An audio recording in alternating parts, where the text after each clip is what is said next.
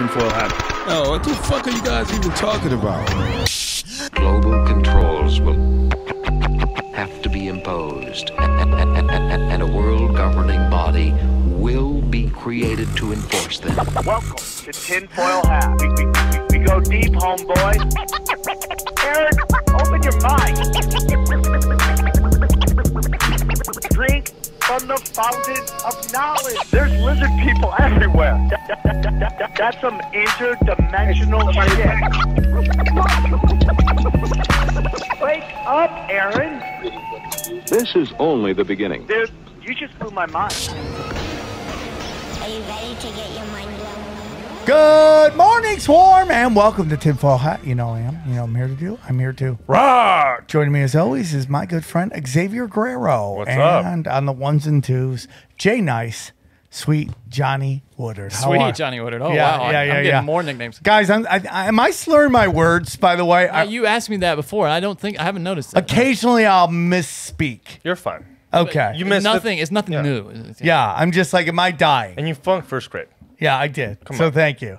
I think it just comes from talking too much. Maybe I just pulled my brain or something like that. Your brain gets ahead of you a little bit. Yeah, sometimes. it does all the time. Thank you, Johnny. Thank you for being positive. Guys, big announcements coming.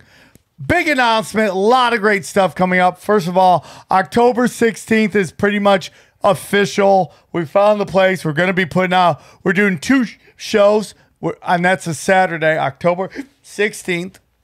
You can find the tickets at SamTripoli.com. October 16th, two shows. There'll be probably a 7:30 and then a 9:30. One will be the 500th episode, and then the next will be Swarm Tank, where you're going to be able to come up and ask any questions you want. So that's it. And then if we get real love and they sell quickly, I want to add a Friday show of stand-up. So everyone keeps asking me, if they buy one, do they get all three? Well, Well, as of right we're now, do they going get to both? do I think we're going to do like you get discounts for the more shows you buy. Okay, perfect. You guys heard it. Yeah, and that's my goal. Maybe 3 shows, $60. That's what I'm thinking. I don't know. I'm trying to think out loud, but we're doing the numbers and it should be fun. So I want to do a Friday, 1 show Friday, 2 shows Saturday. And yeah, it should be fun. Everybody come out to Vegas, meet the Swarm, hang out. I know, some people can't make it, but those who can, please come. What's the venue? Do you know the venue yet? I do have the name of the venue. I just can't remember it offhand. But as soon as tickets go live, I will tell everybody. You'll obviously be able to go to SamTripoli.com, grab the tickets, okay? Just like you're going to be able to grab tickets for the shows I'm doing in Alaska. I have a show July 16th and 17th. I am in Alaska. Super excited about that. And then on the 24th, Saturday, it's a day show. Tinfoil Hat Comedy Night is going to be at the American Comedy Company. That's a day show. And just come hang out. Eddie Bravo, that guy right there, Xavier Guerrero, myself will be doing a live show down there. So come get weird with us. 1 show, 420. That's it. And then the following week, we are back on the road. We'll be in Dallas doing 2 shows. We'll be doing a Tinfoil Hat Comedy Night at, I believe it's 8 o'clock. And then at 10 o'clock, we'll be doing a Swarm Tank where you can come in and ask questions from your favorite tinfoil hatter. So that's all available. And then the next day, which is, I believe, the 31st. We are going to be in OKC. That's OKC. We're going to be at the Comedy Club. That's a 4 o'clock show. That's a 4 o'clock show. Come get weird. Let's go. Early. Get weird. Oh yeah, dude, we got tons of premium content here, man. If 2 to 3 shows a week aren't enough for you, okay, now we got something real going on here.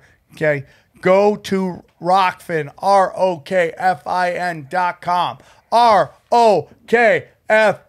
ROKFIN.com, and grab all of my premium content there. Anybody's here with premium content. Broken Simulation. Broken Sim, you have Zero, you have Conspiracy Social Club, now exclusively premium content on Rockfin. You have the greatest of all time whenever Johnny gets time to do that. And then we have Broken Sim, and then you have my good friend Xavier Guerrero show over there. Exactly. Okay. And don't forget about our new T-shirts. Our new Ooh, T-shirts. They're rocking. Oh, I had a question. Okay, so a guy asked me that he said he bought like 15 T-shirts and he was expecting to get one of those posters. Are you still doing that where you give out posters or something? Tell him to send me, and I'll figure out how to get him how to get a poster. Okay, people want those posters ever since you talked about them. All right, I'm gonna hit up Josh and Justin, our T-shirt guy. Go start selling posters. Here we go. Those Ronin posters. Hey, and That's for what- those I love this shirt. I wish it was. If it wasn't the Dodgers logo, I'd be all over that. Hater. Hey, but on these shirts you can get different colors. You Yeah, can get we're gonna do gray, it. black, and royal blue. Yeah. Let's see what that looks like. Do it. Actually, let's see what that looks like. It's not up there, I know. Oh, it's not. Yeah. But they're Yeah. limited edition and they're going fast. Why'd you Hot. make them? Why'd we make them limited we not? edition? No? We should let it out, man. Let's let it out. Never mind then. They're Let it limited roll. edition until they sell out, and then there'll be more. Nope. You know what I thought about that? I've thought about, I should just open it, but I think that's disrespectful. No, what you do is- to people who bought limited edition, but we never had a discussion. Limited edition on color. limited You have edition. one color that's limited, like red, and then all the others are. Without the, I do like that. I All do right, like we'll that. figure it out. But we never really discussed that. So you have shape-shifting Jesus. You have the new tinfoil hat shirt, and then we got conspiracy smoke show that should be done by the end of the week. And then I have somebody working on a breakfast the chicken snake god shirt. Can't wait for that one. So these are the hits, brother. These are the hits, brother. And yeah, anything else? No, just Broken Sim just dropped new one. We talk about all kinds of crazy shit, like a guy breaking his unit vertically.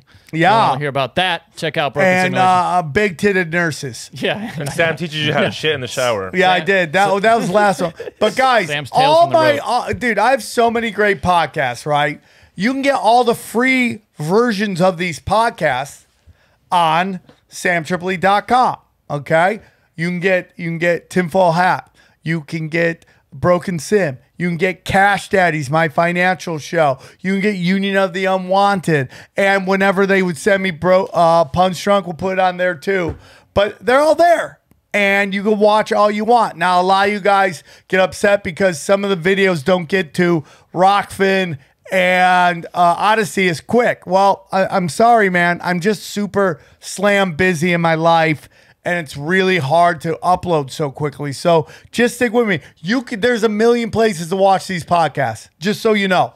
There's they're on Rumble. It's on a BitChute. It's on Odyssey. It's on Rockfin. It's on SamTripoli.com. Someone told me somebody's posted them to YouTube, which I'm not going to fight you guys on. I'd love to get it on there, but I can't do it because they're coming after me. So wait, Tinfoil Hat is getting posted to YouTube? Somebody said somebody's posting it on YouTube. And sounds like, why don't you flag them? I'm like, you're doing the Lord's work. Yeah, just let them do it. I said. Just let them do it. What's that? What's that channel? I don't know. I don't know. I don't run it. How am I supposed to know? Just search for Tinfoil Hat. I bet it's on there somewhere. So, yeah. And guys, just know, like, this is how much in a box they have me now. So I have Johnny Bencourt, or we'll call him Little Johnny. I think it's Tinfoil Hat Unofficial, maybe is what it's called. Okay, I don't know. But anyways. He's looking for it. Anyways, we're listening. I have nothing to do with that channel, and I will fight whoever does it. Nobody- okay, listen to me. nobody Listen to me, Johnny. The truth of the matter is this. I am now, even before the video gets posted, YouTube is now flagging me with copyright claims Unreal. on free music. It's free. The music is free music. Nobody is doing What do claims. you mean free, though? Where are you getting it from? So I'll send you the list of places where it's free music. You can use Those it. websites might be BS, those ones, because some of those. Fucking found it. Oh, there it is. Tinfoil Hat Unofficial. Oh my God, let me see. Found it. And Let me it's- see. Look at you. I think you made it. If that's not a sign of I making can't believe somebody's posting them. Those all of them, devils. the whole hours, How 2 many hours. views they got? 900, 700. It's going. Looks like they just started. Yeah. Yeah. Almost 50 subscribers. Don't you feel like listen to me. You can keep going. I don't care. Thank you. Yeah, just leave my watch ads it. in. That's Yeah. all I Yeah, ask. just leave the ads in. Do you feel like a Instagram model that has a fake Instagram Yeah, account? I do. I feel like Is I that how you have feel? big fuckable tits. Yeah, do not report this channel though. Just let them spread it. Who Just cares? let them spread it. And if you're gonna do it, do all of them. Don't just pick the good ones. Yeah. Like, come on. Yeah, do all of them. You lazy ass. So listen, guys, I'm trying, dude. I'm trying. YouTube is I look at all of my peers. That banner's great. And they're killing it in numbers. And I'm getting like 2,000. So I can't even put opiate for the asses anymore. I just got to put live. So if you see live, it's opiate for the asses. It drives me nuts. What, SamTripoli live? Is that what you're putting? Yeah. All right. No, I'm just going to put live. Not even SamTripoli, and I can't even do that. Really? Okay. Yeah, because they can't, like, dude, I just get nailed on everything. Maybe you just put stand-up comedy live. Where do you think I should put it on my comedy channel? Yeah, put it. Put on everywhere. Oh, Try no, it. because you'll get, well, that you'll one's get not flagged. as much. Yeah, try it there maybe. Yeah. All right. Just an experiment. We'll move it over there. It's just All there right, only guys. like 15,000 followers. Guys, we got a great show for you. We have Eddie Bravo. Wild show. Carlos Machado. Who else do we got? I mean, dude, Dave Weiss. We had Frank. And, yeah, Matt joining us. So it's a good show. It's spirited. It's long as shit. Enjoy the show. Drink from the fountain. All right, let's get into it. Welcome to the Rumble, another one of these fun shows where we have people debating, and I love these shows. Joining me is my partner in crime. We have a tinfoil hat comedy show. They're all kicking in gear. We're going to be in San Diego July 24th, and then we're in Dallas and OKC the following weekend. You can go to samtripoli.com for all those dates. Please welcome Eddie Bravo. Thank you very much. Eddie, always a pleasure. How was the 4th? The 4th was awesome. Did you win? Did you enjoy your freedom? Yes. So much freedom. Had some baby back ribs. Look at you. Corn on the cob, which I usually don't do. And that was last night. And the craziest thing is I didn't know that we digest food so quickly because in the morning dump this morning, there was fucking corn. Really? Yeah, and I was like, that was like 12 I wish we hours. had that That's rainbow. 12 hours. Now you know, right? That's 12 hours. I thought it took Conjurers show. that shit goes right through you quick. You don't waste any time. You're in it to win it. So this is a great show. Again, you see Eddie live at he crushed it in Houston. We're gonna be on the road doing some more gigs. Again, go to samtripoli.com. So Eddie, and then we also have returning champion. He has become, I believe, the poster boy for flat Earth. He wherever he is, he's arguing for flat Earth, and I'm always honored to have him on the show. Please welcome Dave Weiss. How are you, Dave? Hell yeah. What's going on? Arguing the truth is the easy part. So Dave, Because you're always right. Dave, you have a bunch of things you always like to pitch. So where can they find you? Tell us about your app real quick. Yeah, you can find me at theflatearthpodcast.com. That's where all my links are. And then my app, which is the Flat Earth Sun, Moon, and Zodiac Clock app by Blue Water Bay, available on Android and Apple. It's the highest rated app in the app stores. Everyone loves it. 5 stars all the way, except a few trolls in there knocking it down with 1 stars. But I have a challenge for you guys when we're done, and I'll give you 2 Bitcoins if you win. All right, 2 Bitcoins. They're worth 35 grand right now. So we got stuff going on in the studio right now, Johnny? Yeah, we're good. Okay, we can hear you. Eddie, you brought a bunch of friends on both sides of the flat Earth discussion. So why don't you tell us who's here with us? Well, the last time I was on, we had David Weiss on as well, and everybody's pretty much pro flat Earth. I mean, XG, he's pretty much flat Earth. He just won't admit it because he's still trying to get laid. Yeah. As soon as you admit you're flat, if you're single, do not tell anybody you're flat Earth if you're single. Okay, because you ain't gonna get any pussy. You ain't gonna get any pussy. If you have the app, you can join the Flat Earth dating site. It's taken off. There's 4 chicks on that dating site. If you 5 chicks. if you do meet a woman into flat Earth, they get grabbed up very quickly. That's super. That's like Malibu real estate right there. And Sam, you know, the last time we were on, we had David Weiss, we had XG, who's flat Earth, but he won't admit it because he's trying to get pussy. I totally get it. And then we have Sam, who's totally flat Earth, but he won't admit it because he doesn't want to ruin his career. So he just claims realm. What career? You just claim realm. I get it, but you guys are flat Earthers. You guys just can't admit it. Can't that be a part of it though? Yes. I mean, Eddie. I mean, like. I I'm believe not in law of bagging on you. attraction. No, I'm I not get bagging that, on you. but I'm trying to say, like, I believe in a law of attraction, a law of abundance that fits into this realm, this very special place. Yeah, so my Sam, point if you is, don't believe in the spinning ball flying through an infinite universe, you're a flat earther, period. A true earther, right? We don't know exactly what it is, but it isn't a spinning ball flying through space, and that's what everyone's blindly arguing against. The people that argue against it can't even answer the simplest questions. And so you are way past that. You are a full-on true earther. okay, true earther, I like that. So the last time we were on, I like that, we were true all- earther. last time we were on, the guy sitting in this chair was Hibbler, the guy who put out that documentary Level. So we were just in a fucking echo chamber here. There was really no debate at all. Everybody was pretty much pro flat Earth. Yeah. So I thought that was kind of uneventful. So sitting to my right here is Frank. And on the Zoom is Matthew Berry on the right, and to the left of him is Carlos Machado, who's the brother of my master, Jean-Jacques Machado. He's a black belt legend from Brazil, jiu-jitsu fucking phenom. Now and that's a student, Matthew. Now Matthew and Frank, Frank, what's your last name? Do I have to say that? No, he you doesn't don't wanna have to. say You it. just want Frank? Yeah, just Frank. That's great. You're like the guy in every pro wrestling match that I know is going to get his ass kicked because he's like, Frank!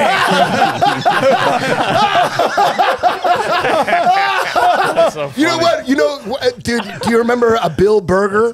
Bill Burger would come out and get fucking killed. You remember Bill Burger? Yeah. They always brought out Bill Burger. And then there was those guys that would what was his name? B. Brian Blair. Yeah. There was the guys that went out and just got crushed. They didn't. Yeah. They were never in the match. And then there was B. Brian Blair level where they would fucking do some awesome shit, but they would always lose at the end. Yeah. They would never win. Yeah. Wait, here's the thing. I want these guys to know we were all in their shoes once. We were all fighting against this thing. It's the dumbest thing in the world. Totally. We refused to look at anything, stuck in our ways, and then we had to look. We had to dig in deep. And instead of just believing, we started knowing, and then you'll know. You don't Okay, know so real quick, before we get into this, let me I'm not introduce everybody. arguing anything. I don't have any It was just real funny. It was just ties, funny. yeah, That was being funny. believing in the round earth or flat. Totally. I But like I that. do want to I say like that. with when it comes to my last name, it has nothing to do with being tied to flat earth. It has everything tied to where we are now in our society. I don't want to, Dude, you know what I I'm mean? cool with it. I don't You don't want even have to tell me your real name. Listen. Actually, Frank's not even my real name. Most of my best friends are not flat earthers. So Yeah. it's not like I just hang out with flat Yeah. earthers. I just wanted you to know I'm not so attached to the round. I think as scientists, I like that. one He's way on we the failed fence. I recently. like that. So now it's like all dudes versus one guy. No. This is my We got point. him. Is that as scientists we have to be like 2-year-olds. We have to always ask why. But nowadays it. we're so complacent. We've gotten to a point in science where we just say yes to someone else's data. So someone else. also, I don't finish like that. introducing these guys really quick. Okay. I never got done. Okay, I always digress. It's my fault. So Frank here and Matthew, we're on a chat on MySpace. We're the only guys on MySpace. Yeah. We're on a conspiracy chat on MySpace, and there's like 100 of us. Yeah. And we battle all the time. And I would say there's 15% are flat earthers, and like 85% are round earthers. Really, I thought it was the opposite. No. 'Cause I feel like I'm always against 5-6 people. It's the other way. It's 15% are team ball and the other. Yeah, that's what I feel.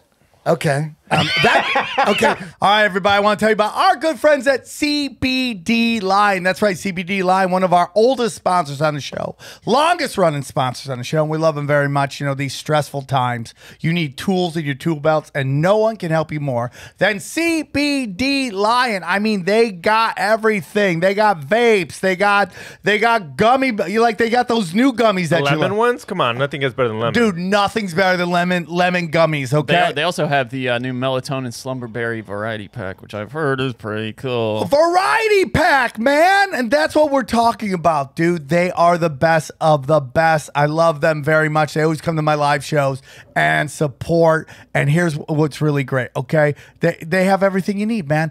All their products are third-party tested, all right? They even have a quick little survey, quick quiz you take that'll help you with deciding which product is best. They got everything, man. They got everything pre-rolls, pre-rolls of hemp flower. They got new strains of hemp flower. They got lemon gummies, variety pack gummies, melatonin gummies, all this. Fun games CBD. Does it beat that? I don't think so. I love them. Every time they come to my shows, I hug them. I try to kiss them. They're like, no, it's not like that, bro. And if you like that and you want to help out the show and you want to help our sponsors, just go to cbdline.com and enter the promo code tinfoil, okay, to get 20% off. That's cbdline, like the animal.com, coupon code tinfoil. Check them out. We won over 2,000 positive reviews. This stuff works. Give them a try one more time. Just go to cbdline, enter the coupon code tinfoil to get 20% off. So, but anyways, Frank and Matthew are definitely the ones that come out and bomb on Flat Earth. Yeah. And they were bombing one day, and I thought, you know what? Well, instead of bombing on a MySpace chat, no one's even on MySpace anymore. Why not just bring it to Tinfoil Hat? So I asked them, I go, you guys want to do this debate on Tinfoil Hat? Because we need somebody to debate, because nobody wants to debate. I try to get people on. So Frank and Matthew agreed, and they're on the fence, really. They got open minds. They're open-minded. Yeah, because the fact that they're on that MySpace chat, it means they're red-pilled. Yeah. So when you're red-pilled, you're already on the doubting the mainstream version of science already, because we already see that science could be bought very easily. Yeah. A lot of agencies, the guys that are running or the mouthpieces for all these different government agencies, easily you could buy them. We also, I mean, like when I meet somebody who's like in their late 40s or 50s, and they still like determine who they're friends with based on politics, I go, you've lived no life if you still allow politics to decide who's your friend and who's not your friend, right? It's like you should be, you should have lived enough life to know that people could see stuff different, and that at the end of the day, whatever you believe about politics and whatever I believe isn't going to change anything. And like, I'm not here just to talk to people I agree with. I think that's a very boring thing, but how does that apply to science? Real quick, hold on. That applies that if you're in this game long enough, and the game is life, you see where a science comes out, says one thing, and then 6 months later they're like, oh, that wasn't true at all. Or you find out the person or the company funding that study wanted a certain outcome. Yeah, I mean, I think there's a few things at play. When you don't see people coming onto the show, I think it has a lot to do with people's fear of their reputation being blown, because we're so reputation-based right now, right? That's why social media is so big. You post on Instagram, you've got this cool life, when in reality, you're probably broke or whatever. Totally. But and now, so Frank, I think for me, I don't care. And, well, more than that, I trust Eddie enough and you guys that your whole aim isn't to put me on blast and my reputation. No. But these people that don't know, they're not in this MySpace group, they don't know what the fuck's happening. Now, explain to people what you do. You work in science. Yeah. So you're a scientist, right? Yeah. Well, I used to work in immunology, but now I'm on the business side. So my whole purpose now is I go out and I get my current pharma company to partner with other pharma companies. So you work for a pharma company? Yeah, to co-produce a new drug or to discover a new molecule, whatever it may be. Before I was actually on the lab bench, but I just want to preface that I'm not currently on the lab bench anymore. There's a lot more money to be made on the business side of things, obviously. I just got engaged, and I want to be able to provide certain things for my future family, which takes money. So being in scientists don't make money? No. Really? Yeah, we don't make anything. Oh, damn. Yeah. So you're a legit scientist? What do you mean by legit? Yeah, like you went to college and got a science degree? Yes. Molecular biology.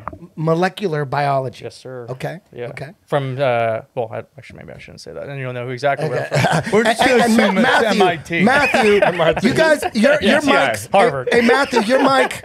Your mics are kind of like echoey. You guys might have to lean into the computer to talk, because it's picking up weird sound. Oh, there we go. Okay, so Matthew's the other guy that wants to ask questions, and we can say he's going to debate flat Earth. What do you do for a living? I own a body shop. Okay. I'm just a dumb mechanic. But that's like a scientist, though. A mechanic is like a scientist, right? The science of cars. I mean, that's real. I believe in the science of cars. You know why? Because I see them driving around all the time. So, is there science involved in building cars? Is there science involved in building cars? Well, how things work. Yeah. Oh, for sure. Right? Yeah. There's science involved. Physics. Engineer. There's no better example of a financial incentive to make something difficult. Okay. Okay. I'm retarded, so I don't know what that meant, but I like it. I like it. Now, I Carlos. believe cars are specifically designed to make them difficult to fix on purpose. Like a BMW, open the hood. Exactly. That's science. So that's science. All right. Proprietary. So Make it to keep the money in house to make your life difficult. So that is 100% science. No disrespect. What the medical community is Totally. about, like, Totally. let's put Well, everybody what do you on a mean by million that? drunk.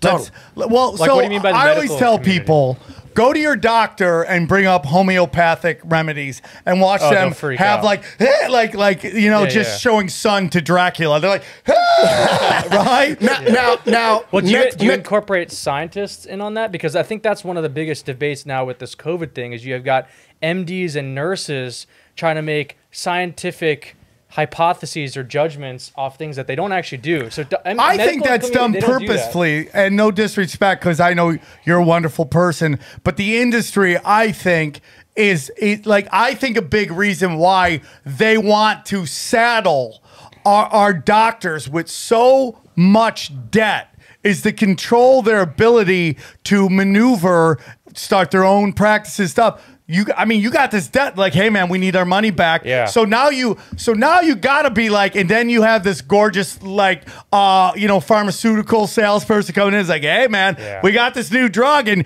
you're some think it's guy more who's got that. wild eyes because you're like, how am I gonna pay these bills, right? And now you got this girl. Hey man, you do this, we'll throw you this, throw you this, and then it becomes this kind of 100%. system. And the same thing is said on the science side. So a lot of these immunologists out there with COVID, they're getting funding from either the government or Bill Gates or whoever. And so they're very uncomfortable coming out against that because they lose their funding. Yes. But they'll try to do it like sleight of hand. Like they'll say things like it's our best guess or whatever. But in reality, we've become very scared, and I think it's a symptom of our current society that we're not courageous anymore. We hate courage. We want to be victims. Everyone wants to be a victim, but if you want to stand your ground and be courageous, very shit on. And I think There's that's not a lot of money in courage. No, and that's the issue with scientists too. I mean, there are scientists coming out, and they have been since COVID even got released. There's a comedian out there, I'm not going to say his name, but everyone's talking about brave this, brave that, and I always say nothing brave is ever done on a private jet making 20 mil of a check. Nothing like that is. It's what is acceptable by the status quo. When it comes to that stuff, you always hear this with conspiracy theorists, and we'll get back to flat Earth. They're always like, how? Well, dude, somebody would know. Somebody would say something. No, not really, man. Like, when your paycheck is associated with a certain thing, it's very scary to go, hey man, this is not right. And you see it happening in the medical community, people losing their medical license, or they got to walk away from their practices because they're just not comfortable with what this kind of psyop that's going on right now. Yes, there is a virus. I'm not saying there's no virus, but what's accompanying this thing is very questionable. And it's a couple brave people, and they lose everything. Everything. And it's like that is when everything is on the line, that's bravery. Now, me, Matt, and Frank were on MySpace discussing this debate that we were going to do on your show, Matthew said, hey, Carlos Machado, your master's brother, who's also a master, he's into flat Earth. I said, what? I said, Carlos Machado's a flat earther? Explain. Can you explain, Carlos Machado? Can you explain how you got into flat Earth? Let me tell you this, all right? I'm a rebel without a cause. Let's put in perspective this, all right? When you seek the truth, not everybody is ready for it, and not everybody is ready to hear it. You understand? And we're so conditioned in a certain way. I use the jiu-jitsu mindset. I break things down. You understand? So when you give me information, I don't take it at face value. I break it down, and I try to find the sources. The other thing, too, the average Joe nowadays can buy a good laser. They can have a good camera with zoom capabilities. And I'm sure David is going to kind of extrapolate on that. I like to use my imagination. I say, okay, instead of trying to prove somebody wrong, well, let's say the flat earther, let me see if I can disprove the flat earther. Okay? So you get into a conundrum where whichever side of the equation you are, you may have arguments that defend both positions, but you may not be in a position to disprove certain contentions that are quite valid when it comes down to what the average Joe can do today. I'm not a scientist. I don't have a scientific background. I do take jiu-jitsu in a scientific approach. You know what I'm saying? Because I feel if I want to leave an imprint here in what I do, I have to be very minute to the degree that I go to get as far as I can with the answers that I'm looking for. So if you present me a question as a student, if I don't have the answer, that's what motivates me. So when somebody tells me that the earth is flat, I'm going to say, how come? All right. And then I'm eager to see what Dave's going to say. I'm sure we're going to correlate. And I'd love to hear what Frank has to say. I'm in a position, too, I agree to disagree. You know, I'm not here to prove a point, nor to make a point. I like to use my imagination, Eddie. Eddie, you created the 10th planet, bro. Right? So you walked out of Jean-Jacques Matthew and said, you know what? I'm going to try to do this thing now and no get all the way. And you came with a terminology that I've never heard before. You know what I'm saying? And so you kind of reinvented in your own way, a new way of looking at jiu-jitsu. Now, we are not reinventing science because electricity existed before Thomas Edison or Nikola Tesla came to play. They just revealed to us what was already laid out by nature. And I think right now, because it's easier for us to make our own diligence, and this is a problem that I have, we're raised without critical thinking. You go to college nowadays, and how many of us, you know, go to college and then realize, I wish I didn't, because all the crap that I learned there I can all use in real life. You know what I'm saying? So right. I make a point where, look, there's a political side to this, because I represent a lot of people. If I was to voice everything that I really know, half of the people would be happy with what I'm saying, the other half wouldn't. So I understand where Frank comes from in the sense that there's an image that are perceived of all of us as a persona. And we're trying to walk on eggshells because, God forbid, you say something without paying attention, and nowadays, you know, you can get crucified by it, you know, by making a wrong punctuation on something. So with that said, I just want to throw out there, I'm going for a no holds bar with you guys. Yeah, I'm not going to be in a position to defend anybody. If I hear something I don't agree, I'm going to just throw right back at you. Let me throw something in. all about Here comes Dave. Hold on. That was beautiful, Carl. As we go through this today, very simple. We're going to throw things into three baskets. Only works on a flat earth, works on a flat earth and a ball earth, and only works on a ball earth. And what you're going to find, you know, there's lots of things that we don't know. Flat earthers know that they don't know. Ballers think they know everything. They have no idea that they don't know because they've just been brainwashed. And you're going to notice by the time we get to the end of this, nothing will go into that third basket. Because if something goes in there, I lose 2 Bitcoins. So the other thing too, Dave, just to complement that, I don't want to take too much of anybody's time, is the question that we have. There are two variables here. One, what difference would that make in my life, whether the globe is round or the globe is flat? I believe that we all individually, we have a responsibility to become a better version of ourselves, regardless of any knowledge that we can gain from it. But if you can find the truth on something like it, it's a red pill that is going to give you probably more ammunition to find answers in many other things. And it's not that you have to be a conspiracy theorist or try to find all the answers to everything. But I think that when you go for a fight, you have to know your enemy. You have to know who you're dealing with. And people that suppress information, whether in science, I mean, you want to know one of the most suppressed areas of human history? Archaeology. Absolutely. We don't know it's all about lies. the past because, God forbid, they really tell what they really find in those excavations. But that's another story, maybe for another day.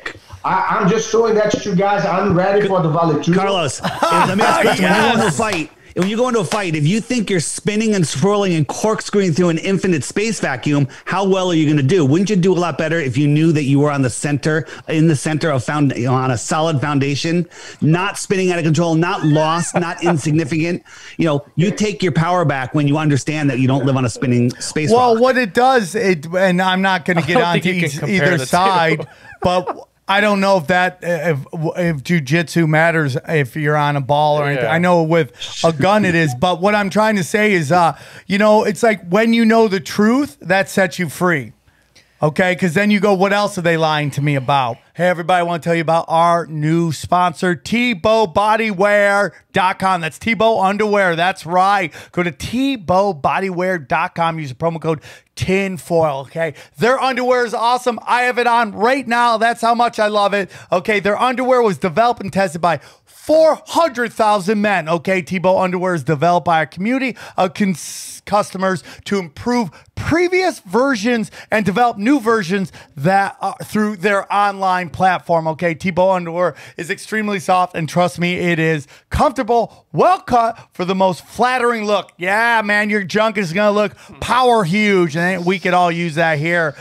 My proud 6 inches never looked better. This is because so many customers gave their opinion to make them better than ever. Okay, Tebow is a leader in community-led production of their men's underwear, and they're leading the movement to have this as the future of all clothing production. Okay, Tebow is pronounced Tebow, just like Jason Tebow. Okay, if you love Jason Tebow, you're gonna love this underwear. Okay, Tebow Underwear offers a superior cut bamboo material that is softer and more durable than your average underwear. Additionally, a cool fact: bamboo uses 20 times less water and cotton fabric, which contributes to sustaining the environment. Okay, dude, a lot of great stuff. So here's what Tebow's offering. Okay, get 20% off your next purchase at TebowBodywear.com. That's TebowBodywear.com, and use the promo code TINFOIL. Okay, that's TebowBodywear.com, promo code TINFOIL.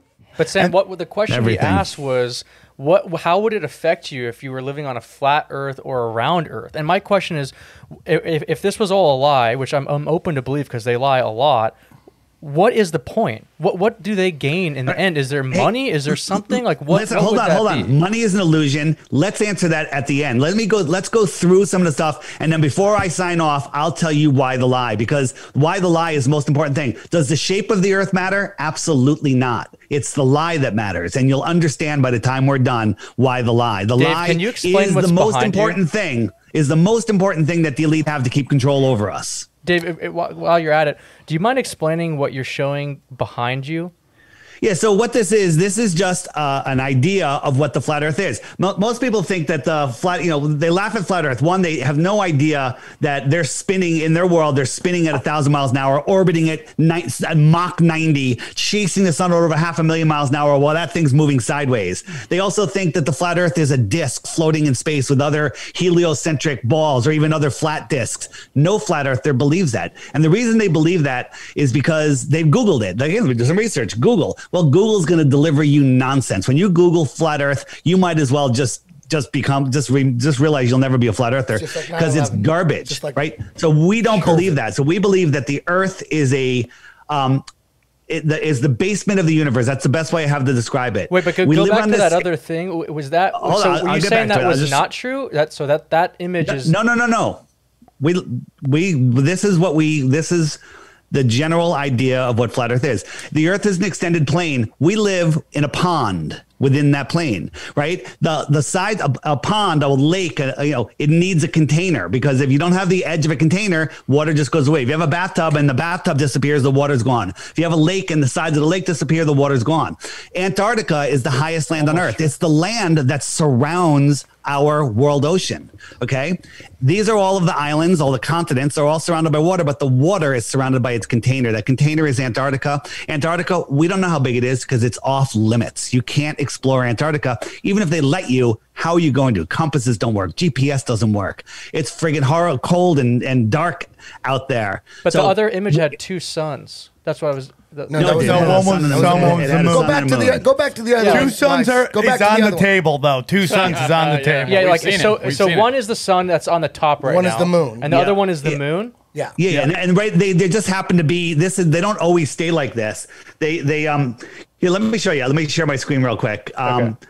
Yeah, I like to go in deeper on this because it's a good animation. Real quick. The one thing that we know for sure is there's a lot of things we don't know for sure because scientists have figured it out, but the peasants, we have no idea. So it's stuff we have to take scientists' word for. Like there's so many things. Like when they say they discovered 7 planets 20 light years away, we have no way to verify that. Yeah, sure. We have to take people's scientists and government scientists' word for it. Yeah. So that kind of stuff, we don't believe hold on, let me finish. Yeah. We don't believe anything.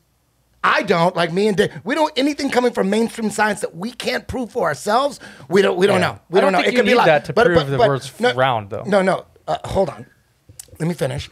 So what do we know? What do we know for sure that we don't need a scientist's approval? What do we know? We know that there is, scientifically, we know that there's some kind of magnetic force in North Pole, right? That's how compasses work.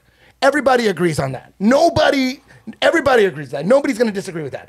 That's what we know. That's for sure. Something in the North Pole, there's some kind of magnetic force.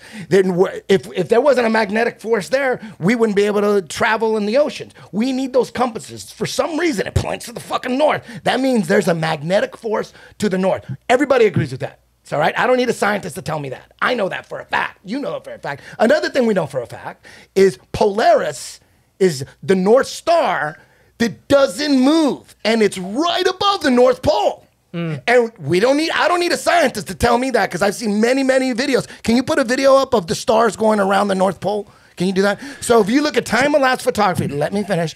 Time-elapsed photography. I'm going over stuff we don't need scientists for. We know that Polaris is right above the North Pole where all that magnetic energy is. There's some magnetic energy, some fucking force in the North Pole. And Polaris is right above it, and all the stars go. If you look at time-elapsed photography, if you haven't, well, there's literally 5,000 videos on YouTube where you could see the stars going around. What direction? I don't know. Clockwise, counterclockwise, doesn't matter. Well, you have photos of both. That's my point.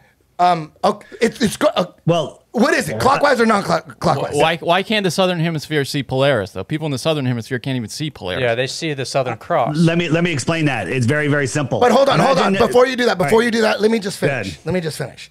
We know that the Polaris is above the North Pole. We know that. If you can't see it from the south, whatever. We could see it from here. Okay, so it doesn't matter what I'm talking about. So we know there's a magnetic force in the north. We know that Polaris, coincidentally, is right over this fucking magnetic force, coincidentally, and it doesn't move. And all the stars go around it. Who cares what happens in the south? We're talking about the north. So what we know is in the North Pole, there's a magnetic force that it's with Polaris right over and everything goes around. So there's all these stars going around the North Pole. And coincidentally, that's what the sun and the moon are doing. They're going around the fucking North Pole. So whatever force it is that a compass is pointing to, in my opinion, based on that, is the same force that's connected to the sun and the moon and all the stars, because you could see them, and they're going around this magnetic force. Everything goes around this magnetic force. David Weiss. Hold on. Johnny, ask your question again, and then David's going to answer it. Then I got a question. Wait, we didn't even go back to that dome that he was showing. Were the sun and the moon in the dome when you or go out back, of the dome? So when you go back to the image he had, now go back to the sun and the moon going around. Yeah, like this one. So is that a dome on the outside? So check this out. No, is it? I don't know. He's really new to this. Check this out. So check this out. So based on what I said, if this map is correct, the North Pole is in the center. Sure, yeah. North Pole, and the sun and the moon are going around the North Pole. Are they in or out of the dome? In the dome. They're in the dome. In the firmament. So both are inside of this dome. Who knows? NASA has actually come out and said the moon is in our atmosphere. Yeah, so that's official from last year. That's official. I think that's a... Don't believe anything that's NASA pretty... says. We don't need science to... But I guess my question with that is that if you're in Chile and you FaceTime someone in Alaska at a certain time of year, they're going to be in darkness. But with this here, they would both be in the sunlight. So my question to you is, how would that work? Because you've got the moon and the sun. I mean, look at it. Do you see? So here's the thing. You have to understand what perspective is, and you have to understand how we don't have a distant 93 million mile away sun. The sun that we see is close. We don't know how close it is. Is it 3,000 miles or 300 miles or 30 miles? I couldn't tell you because I don't believe that the sun is a physical object. Again, I hate looking up at the sky to figure out what's below my feet. I hate looking at the lights in my sky to determine the shape of my floor. But let's talk about why you can't see Polaris, which was the first question you asked, in the south. For one, there was an observatory in South America, 30 degrees south, that reportedly saw Polaris a whole bunch of times. And scientists were like, well, you can't do that because it would be well below the curve. And then they said, well, it's refraction. It's nonsense. It's just they had a clear day and they could see it. Imagine you're in a room, recessed lights. Those are the stars. Okay, 10-foot high ceiling. Now expand that room to 10 miles wide, 10 miles. Okay. I'm standing near the center or wherever, and I send somebody 5-8 miles away from me. Okay. In a 10-foot high ceiling, in just a mile, you can't see. The ceiling and the floor merge in less than a mile. You look down a long Vegas hallway, the ceiling almost touches the floor. So at the same time, I can't see you. When you look up, you see different stars. When I look up, I see different stars, right? You can't see them, and it's all due to perspective. That's how we see the sun and the moon. Let me walk through this video right here. So these lights are all the same height. You know it. They're just going away, and they get lower due to perspective. So here's how we see the sunset. When you look up, there's your line of sight to a cloud. Imagine there's a whole cloud deck, right? When I look across Long Island Sound, New York City's 25 miles away, the clouds are literally touching the water. They literally merge with the horizon at just 25 miles. So here are all the clouds merging with the horizon. So now this guy is going to look at that distant cloud. And if you drew a line from his eye to that cloud, it would be parallel. He would see it parallel over the water. But is that line really parallel over the water? Okay. He sees it that way. That's his reality. But what if somebody was standing underneath that cloud and could look at that and see that line? What would they see? They would see the line sloping down from the sky to his eye. They would see the opposite of what he sees. Hold on, here it comes. So the guy under the cloud, he sees the line sloping down. Okay. So that's what's really going on. So this becomes this guy's horizon line, sloping up into the air. Well, horizons are always down level, but remember, he saw it level. So if you extend that line, here's the cloud, we extend it all the way up, and that becomes his horizon line. But for him, that horizon line's on the ground. So when the sun just travels away, whenever it crosses this line, it will disappear because it's blocked by all of that atmosphere. I call it atmospheric blocking. Even on a clear day, the atmosphere becomes opaque, and I can prove that. Okay. So this is what's really happening. But what this guy perceives is what his perception, what perspective is showing him. Almost done, and then you could ask anything you want. So I'm just going to show you real quick. So his point of view sees it like this. So he sees the sun appear to go down and set behind an imaginary horizon. It's an apparent horizon. That's what he sees. And this is true on land or water. This is true everywhere. Like go back to the street side, the street lights. Go back to the street lights. Go back to the street lights. But those are in fog. Okay, no. So we know. No. Look at the street lights. Do you see how that second one and the third one look lower than the first one? I don't know. What No. Go back to the street lights, please. Just go back to the street lights. Just stay right there. Can you pause it? I can't stop it. I can't stop it. Just repeat it. You see how there's the first one, and the second one and the third one. The second one, third one, it constantly gets lower. Yeah. Is that due to the curve of the Earth or perspective? Well, it's both. I mean, No. Is it? You think it's already curving? The reason it looks no, it's not because it's too short of a distance. Exactly. But it doesn't mean that it's not. No. It doesn't mean that. Hold on, but it does prove perspective. It doesn't prove that there's no curve. It doesn't prove that there's no curve. Is anyone arguing that there's no perspective? No. Yes, that's the whole. Yes, this is the whole argument. What's the argument on perspective? No. Listen, let me finish. The second and third one, and beyond, fifth one, sixth, all of them are slightly. They appear to be shorter, but they're not shorter. No, yeah. Perspective is that it's going over the horizon. No. That's not what I'm talking about. That's what I mean. Like I don't know. Hold on. No. The second, third, fourth, fifth, sixth, seventh, each one looks shorter. It looks shorter than the first one. Right. Is it shorter? No. Of course not. It's perspective, Hold on, right? Carlos? It's I agree. Okay. So what we're seeing is in that short space, every light looks shorter than the other one. And then after like 20 lights, it goes to eye level and then it disappears into the horizon. That's exactly what the sun's doing. Oh, okay. That's where it is. You're comparing the light to the sun. That's the, it looks, Carlos, let's go through the question what and the then I'll sun add is on. doing. Go ahead, Carlos. Hold on, Carlos. It's not low. The sun ain't setting. It's Let just me going throw it away. there. He's got it's going that. away. He said that. Carlos. All right, let me throw it there, Dave.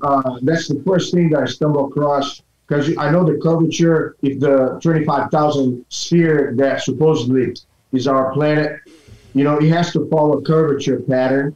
And upon what I read, engineers that build railroads, bridges, tunnels, and so on, or pilots that drive planes, they never discount what the curvature. I mean, they have their route, and I haven't heard of any of them try to make provisions. Oh, I have to go down a little bit. And in the example That's a of good the point. Bedford experiment, and then I would like to hear your word on it.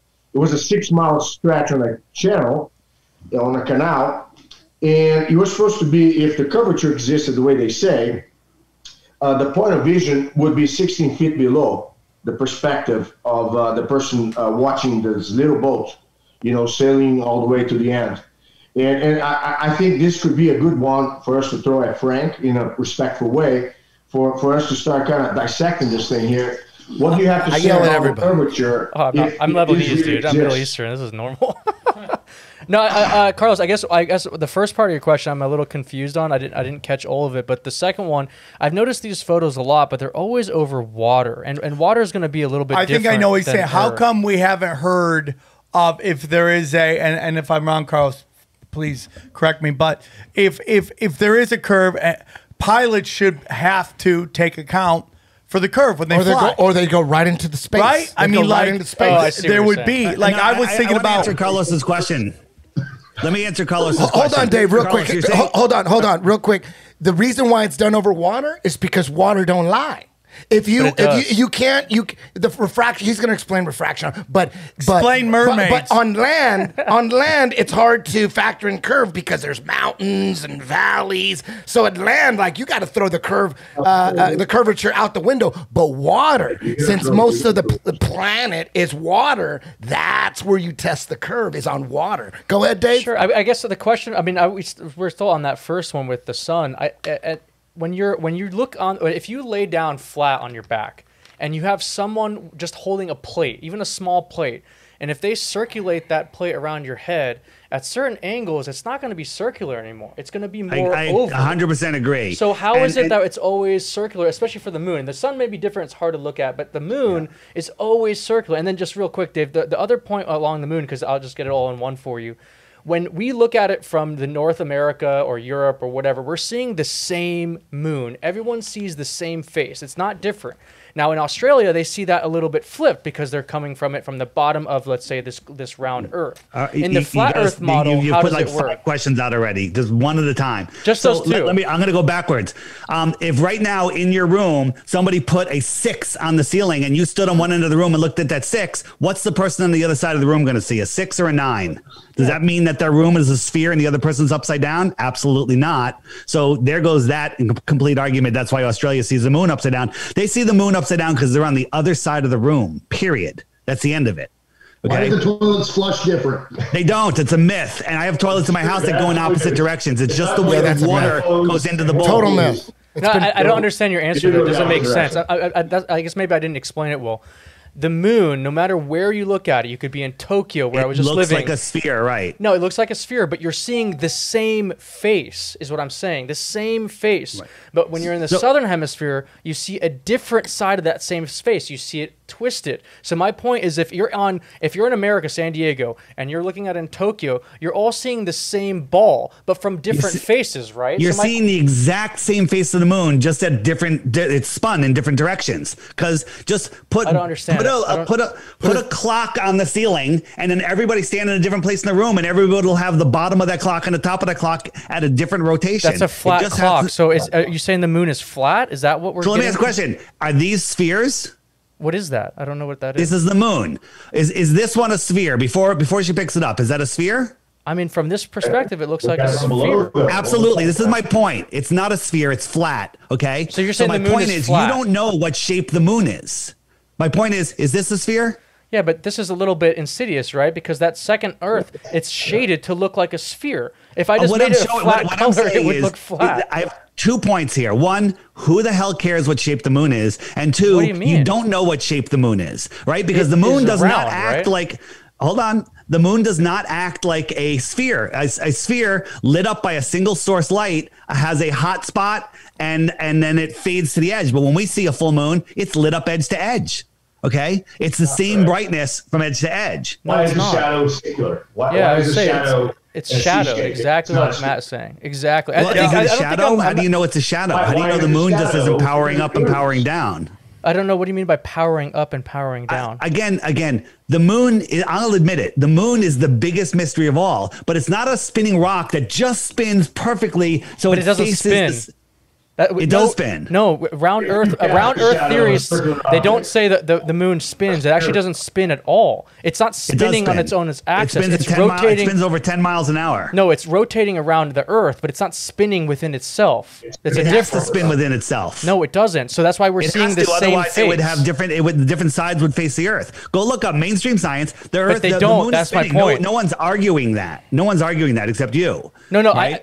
Everyone. If you take any layman scientist, I'm not even a astrophysicist or any of these people, but I can tell you just by simply camping, if you go out camping in San Diego or in Tokyo, you're going to see the same exact face of that moon. Now, if you go camping in Australia, when I played rugby in Australia and I looked up, guess what? That same face was a little bit different. It was the same face, but different. So my question is, why is the face the same if it's flat?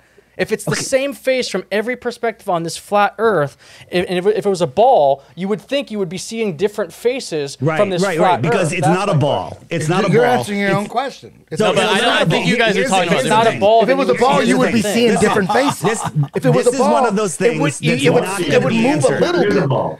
If it was a ball, it would be you would see a different face. It's the exact same face. It's like the exact same face. I don't think you're understanding my question. You guys are. What he's saying is, you guys are trying to say it's flat, a clock, and he's saying that if you're in Australia, you don't see 1 to 12, you see 13. You see like a different segment of the moon. Is what he's saying. He's not saying you see it upside down. He's saying the same thing. It's just upside down. He's saying if it's a ball, you would see the slightly different side of the ball, and I totally agree with him. I'm with you on that. But what I'm saying that is what we see. So my point is that if it was flat and you're looking at that same flat, what is flat? The moon or the Earth? He's saying the moon is flat. He's saying he's saying we don't know what the moon is. He doesn't know what it is. We don't know what it is. We don't know what it is. He doesn't know what it is. So my question then, from a flat perspective, is that if you're looking at a ball, let's just assume the moon is a ball.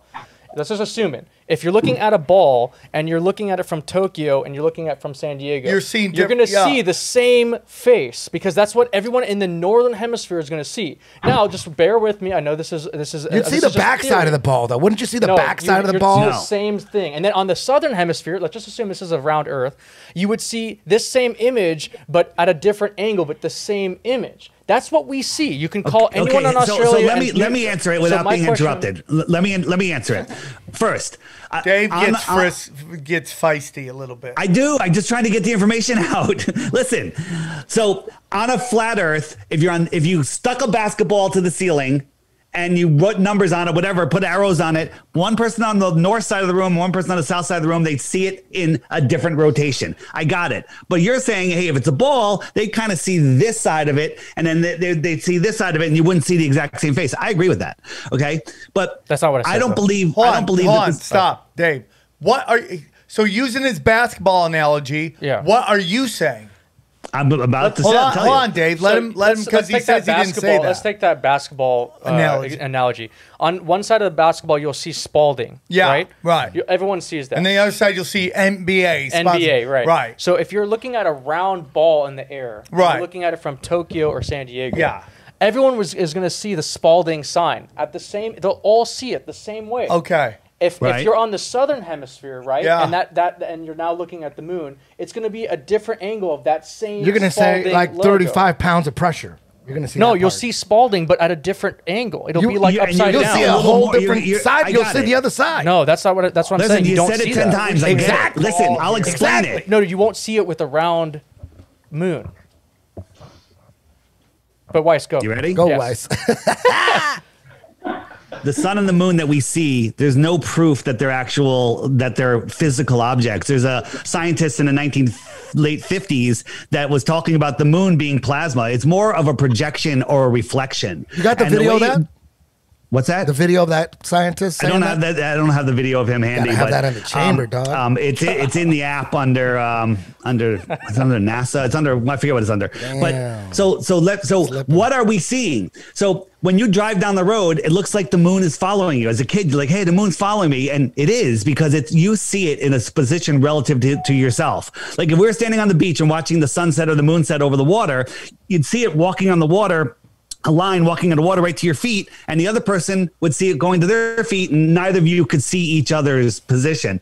If you and I were 50 feet apart and we're looking at a giant mirror and the sun or the moon is setting behind us, I could see the moon in the reflection, and I could have someone go up and draw a circle around the moon with a Sharpie. There it is. Then they walk 50 feet over to you. They're going to draw a circle 50 feet in another position. So the optics of what we're seeing in the sky they're insane. But this is what happens. I believe, and there's so much evidence for it, that we all see what I call in our personal atmospheric dome. So each viewer is in the center of their atmospheric dome. And the atmospheric dome is a real thing because you can only see so far through the atmosphere, right? So as this point light outside of the dome moves, you can see this little intersection in each one of these. That's where you would see the sun and the moon manifest. All right. So it's noon right here. It's like 1 o'clock here, 2:30 maybe. Here it's early in the morning, California, East Coast, California. So as it moves, here are the time zones. Here's how you see it, and it's being projected into our view, if you will. So you can do a little experiment with what's that? This dome is like what's in your eye. Is that what you're saying? No. This is the atmosphere becomes opaque at a distance, and the projection of the sun and the moon, I believe, we see it in manifesting in there. And then during eclipses, we can actually see a lot more evidence of this. And I don't know if we have time to get into that. Go ahead. All right, you got a question, Matthew? If the atmosphere, if you're saying the sun is disappearing when the sun's setting, because the atmosphere is opaque, correct? So it would fade away gradually instead of... Very good question. Glad you asked. Thank you. My favorite question of all time. I appreciate it, because here we go. So when you're looking into the distance, all of the atmosphere compresses and it becomes opaque. And on a cloudy day, those clouds literally become opaque, and the sun just goes beyond it and it sets just like that, because this opaque line. No, hold on. I'm gonna explain it. So it will set due to perspective just like that most days, right? Whenever you're from the ground, the atmosphere is so thick, it always happens, but it's different on every day. But if you go, and I filmed this a whole bunch of times, I have my drone, super clear day, 32 degrees or colder, no humidity in the air, super clear. And I watched the sun and it went down, down, down, down, down. Now, if the earth was spinning, it would just keep on going all the way down, but it didn't. It went in 5 minute time. It went from way up here to right here above this apparent horizon. And then it sat here for 10 minutes. This is sped up 2,500%, I think. It sped up and it never went below it. It just disappeared into the perfectly clear sky. I'll show it again right here. Okay. It didn't drop. It sat there for 10 minutes. But my friends at the beach saw the sunset from the bottom up 10 minutes earlier. Okay. It just sat there and faded away. 1,000 times in Pacific Beach, right there in San Diego, I watched the sun dip below the horizon and go away. And that's because you're not, because one, it can't be above water because there's too much moisture. It has to be super freezing, and you have to be at altitude to see it. But when you think you see the sun disappearing, oops, wrong video. When you think you see the sun disappearing, it looks like it's going below the horizon, but it's really just going beyond that cloud deck. This sun looks like it's about to set, but if we zoom in on it, you'll see that it's not even near. It's not getting smaller. It is. Well, hold on. One question at a time. It's not setting. I'm expanding I'm zooming in. I'm expanding the space. It's just going away. Now, under certain conditions, like super dry, elevated area. This is in Afghanistan. This is another. Why is Paul McCartney here? Yeah, what's that? What's Macca doing there? What's Paul McCartney doing? What's Paul McCartney? He's in there because the fool on the hill sees the sun going down, but the eyes in his head see the world spinning round, right? This sun is clearly just going away, right? It's clearly just going away. Let me show you one more thing on perspective, and then I'll show you. I got a sunset that looks like that in my entire You've life. never seen it because you're watching it over water. How many sunsets have you watched from elevation on a super clear day with zero humidity, looking over land? A bunch of them in Colorado. Oh, well, no, Colorado, you're looking out over the water. I mean, I've seen it in the Middle East. He's showing you video. You're talking about memory. The sun just goes away. He's just showing you video right now. He's showing you video, and you're talking about, I remember the sun going down when you weren't analyzing it. You just watched the sun. You weren't paying attention. You're analyzing, and you're using that as scientific evidence. He's got video, and he's analyzing it. And you're going, I remember the sun going down. Carlos? So, Dave, go back to the curvature once you get done with that, because if you work with the optics of having binoculars or telescopes and use a ship on the ocean and a stretch of miles away, you shouldn't be able to see you lose perspective using your eyes, but you can still see it. Oh, yeah. This is kindergarten if you use stuff. any aid like a binocular. This is it. So, and we got to go back to the curvature, because that, I think, is going to make things easier to elaborate on everything else. I think this is the most interesting part. Yeah, because this proof right here, the top scientists in the world still today, when they're asked about flat Earth, the highest level still use this example. It's hysterical because this is the easiest one to prove, easiest ones to debunk. The top scientists go, just look at a ship, just go in the ocean or go to the beach, look at a ship, and then look at the ship to disappear from the bottom up. That's proof right there. It's going over the curve. It's going over the curve. They still say that. I think we need to go back because we didn't actually solidify. So I understand the moon is gaseous, or it's not a physical body. But I don't understand that. I thought you just said that. I said that's what I believe. Nobody knows. The moon is the biggest mystery, right? Looking at the moon isn't how you're going to prove where the Earth is flat. So I'd love to get off of that, but if you want to stay there, but that's curious to me because the moon, it has a lot to do with how we, as even ancient people, referenced how we even like predict lunar eclipses, different rotational things, even like the wave and how high waves are for surfing. So I think the moon is very important, and it's curious that you have a lot of critiques on the round Earth, but there's no follow up from the flat Earth perspective. I think as flat Earthers, even if I say we should develop some sort of theory to combat these ideas. One of which is your answer with, even if you believe that it's a gaseous form or if it's not a physical form, it does not explain why people in Australia are seeing it at a different angle. Because even if it was, I just explained it. No, it's not. Totally it's not explained at all. Look, I got the moon. I just go on sent the it opposite to Johnny. end of the rooms, opposite end of the room, and draw a smiley face. And one of you is going to see a frowning face. The other one's going to see a smiling face. The room is flat. The ceiling is flat. Okay, you're looking at it from opposite sides. That's all. You've just been so, by the way, I'm not picking on you, but you've been so brainwashed about the standing upside down and seeing the moon upside down that no matter what I say, you can't see it. Here it is, David Weiss. Listen to this scientist. Turn it up. Listen to this guy. Listen to this guy. Can we have volume and start it over? Why don't we just put up a video of the moon from Australia versus listen to this San guy Diego. real quick. Listen to this guy. Can you start it over, please? Yes. Who is this guy? You see, here is the sea, Mr. Sanders, so calm and apparently unchanging. And yet it is part of my new conception about the nature of the world at this same sea. Many times in the past history of our Earth, has rolled over the surfaces of the land masses. Man, this is sweeping away 9 all minutes. So life can you speed it up? We're going to find the piece. There's a long, can you speed it up? I thought I had it. What am I looking for? We're looking for him talking about the moon as plasma. No, it's coming up right now. It's coming up right now. Oh, it is? Okay, go back. That is defined by Go back. at this. Theory of the flood and the theory of people of other races. Oh yes, this actual event, the last one, is recorded in all the sacred scriptures of all the old civilizations, from the Hindus to the Bible. Mr. Foster, before we go on with that, you've made a number of predictions, scientific predictions, which you claim have come true. Now, what are those predictions, and how do you make this claim? Well, they are all based on the new notion that the physical invariance principles of contemporary science are invalid. And I stated this first in a manuscript reviewed in Australia in 1954. And the validity of this statement was confirmed finally last year at Princeton, when the principle of time reversal invariance was found to be invalid. Well, who accepts the fact that you have made these predictions accurately? Well, the facts as such are undeniable and must be accepted because they're documented.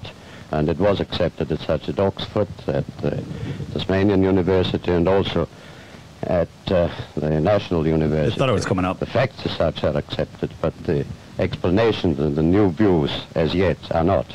Do you mean to say that you reject all the basic principles of science established since Aristotle's day? No, it does not mean that. I state and maintain that those concepts and interpretations of science, which are still based today on Aristotelian logic, have a certain purpose, but that is defined by a statement as that a spade is a spade or a fine chisel is a fine chisel.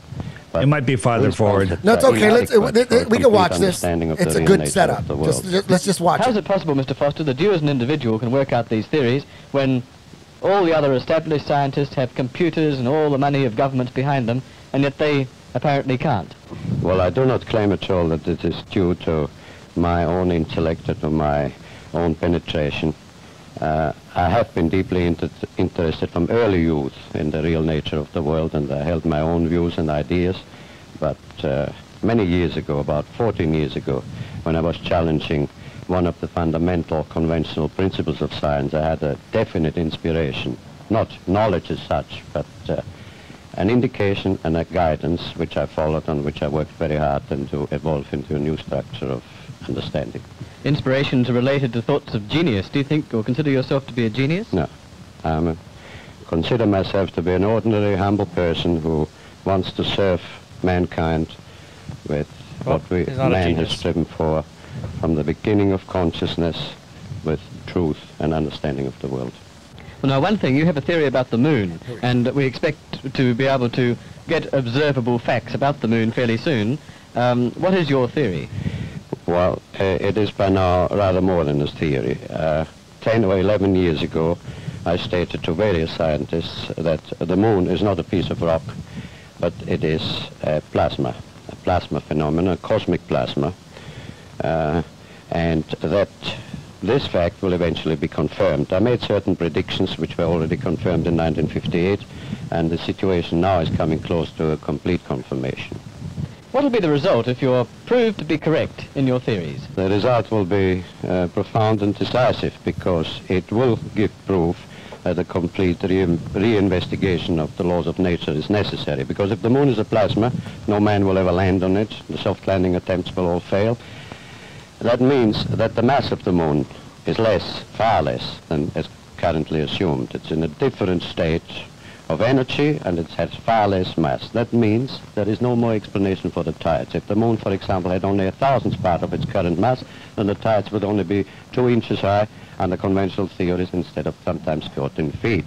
And that means that if it is proved that the moon is a plasma, then all gravitational theories are out, and a new concept of the cosmos and of its laws has to be evolved. That's it right there, boom. But I don't understand what he means by plasma. Your theories on the moon. Can we pause this? Well, not anymore. 11 years ago, of course. Can we pause it and let Dave answer that? He's saying it's cosmic plasma. That's what he thinks it is. That's what this guy thinks it is. Who knows what it is? But it's a mystery, is what Dave. Yeah, we could spend the entire show talking about the moon. Again, well, we don't know what the moon is. Did you get that image that I sent you? Do you mind putting that up as an example? Accumulated evidence is already so much. Do you believe we landed on the moon? Stop it, Johnny. Take this out. I mean, I don't think that. I think that is. I think that landing on the moon is an easy discussion, and you could probably prove that we didn't. To be completely honest with you, but that does not mean that the Earth is not round. So going back to this right here, you were talking about perspective earlier with the lights. This is what I meant by the moon and perspective. If you're on that top person and you're looking at the moon, right? The planet is rotating, so you're seeing that same image wherever you are on that top. If you're on the bottom, you're seeing that same bottom image. But just reverse.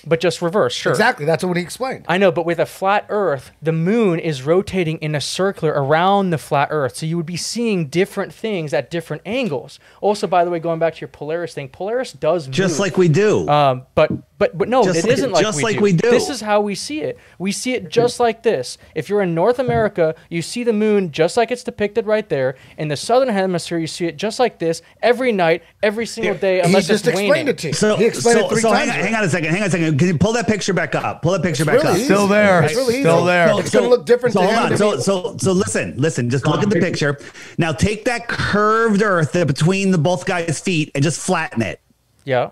They're both going to see the same moon. The same way. That's not what I'm saying. I'm saying in the flat Earth model, I understand that the moon can still be round in the flat Earth model. I'm saying how it rotates around the flat Earth. You're going to see a different face.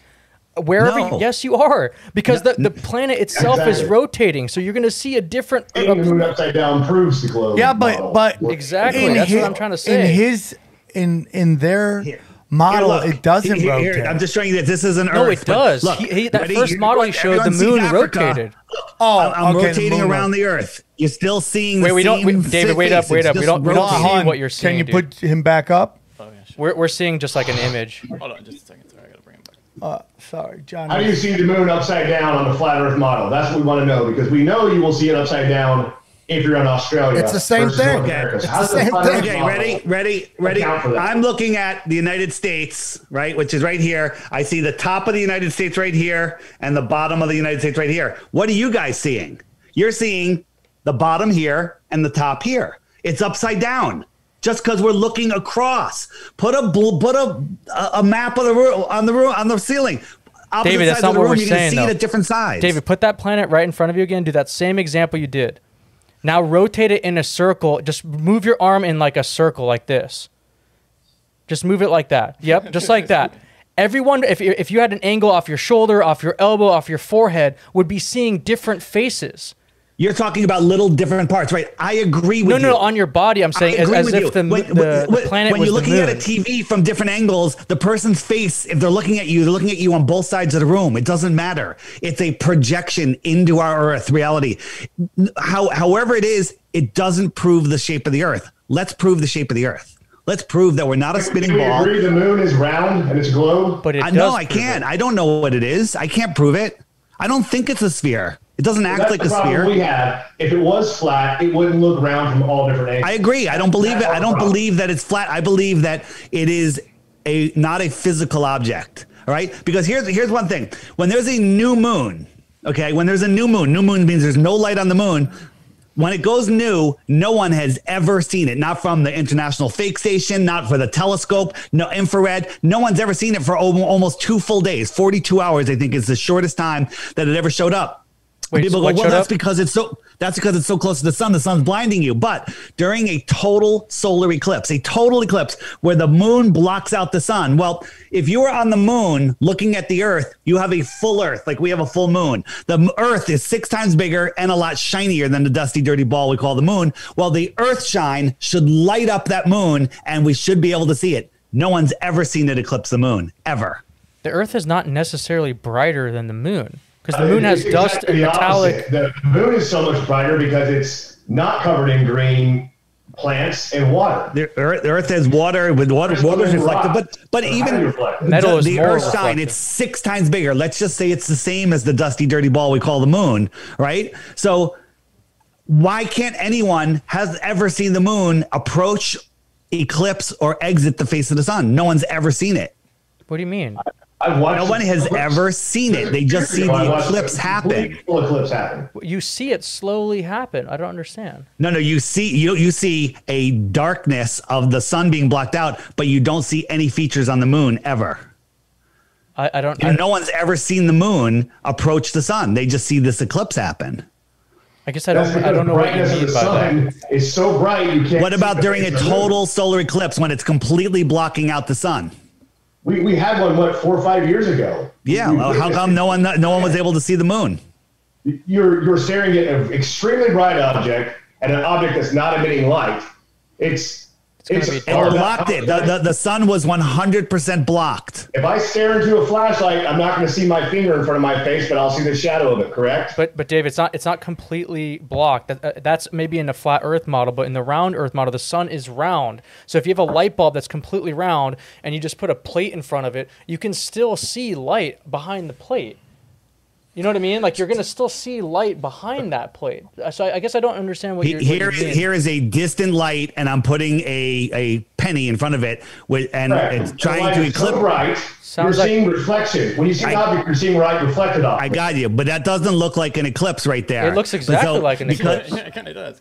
It literally looks exactly like an eclipse. It doesn't. That's not how eclipse goes, right? So here, I mean, we have. let's face it, when the eclipse comes, and then we're going to move the penny right in front of the light, and without moving the light in the distance, and then that looks like an eclipse. How would this happen on a flat Earth model if you've got the sun and the moon rotating at opposite ends? Well, the question is how do those things? And this is just me. I'm in this discussion. I'm neutral because I have to be. But how does this planet, this thing that's a bazillion miles away, and this other thing that's a bazillion miles away, just happen to be run right in front of each other? I mean, Sam, don't you think that is the odds on that happening? But that's why they don't happen all the time. I don't No, but at all. Hold on. What are the odds that you human rights? guys are going to have a lot of time to talk after I leave. Listen, I only have a little over half an hour. Let me answer this, okay?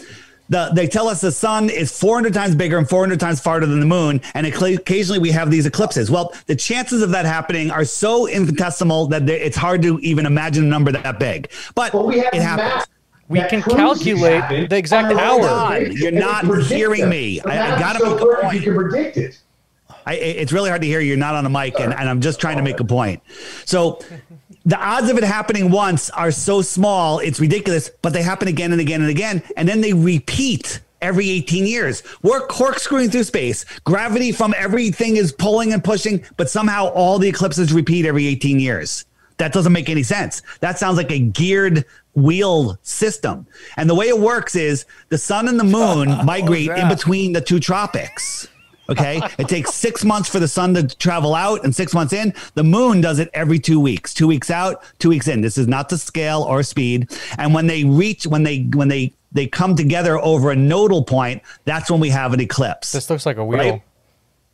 The wheels in the sky keep on turning. So the sun, this is going out to Capricorn. The moon is almost out here. And then when they pass in a mode like this, and then this repeats, it's on an 18-year cycle. There's two eclipse cycles. This is depicting the eclipse right here. Yeah, it is right here. Well, this is not what they see in Alaska. If the sun and the moon are right next to each other, right there, right over Cape Town, essentially in South Africa, they're going to see something completely different than what's in Iceland. But they're not seeing that. They're seeing the same exact thing. Another thing is that your excuse on the other one was that sounds like a wheel or something, but you just depicted a wheel. The whole thing about the eclipse. I'm showing you that they're moving on like gears. They're not moving randomly in a random beehive. We have a thing called the three-body problem. Are you aware of the three-body problem? No, I've never heard of that.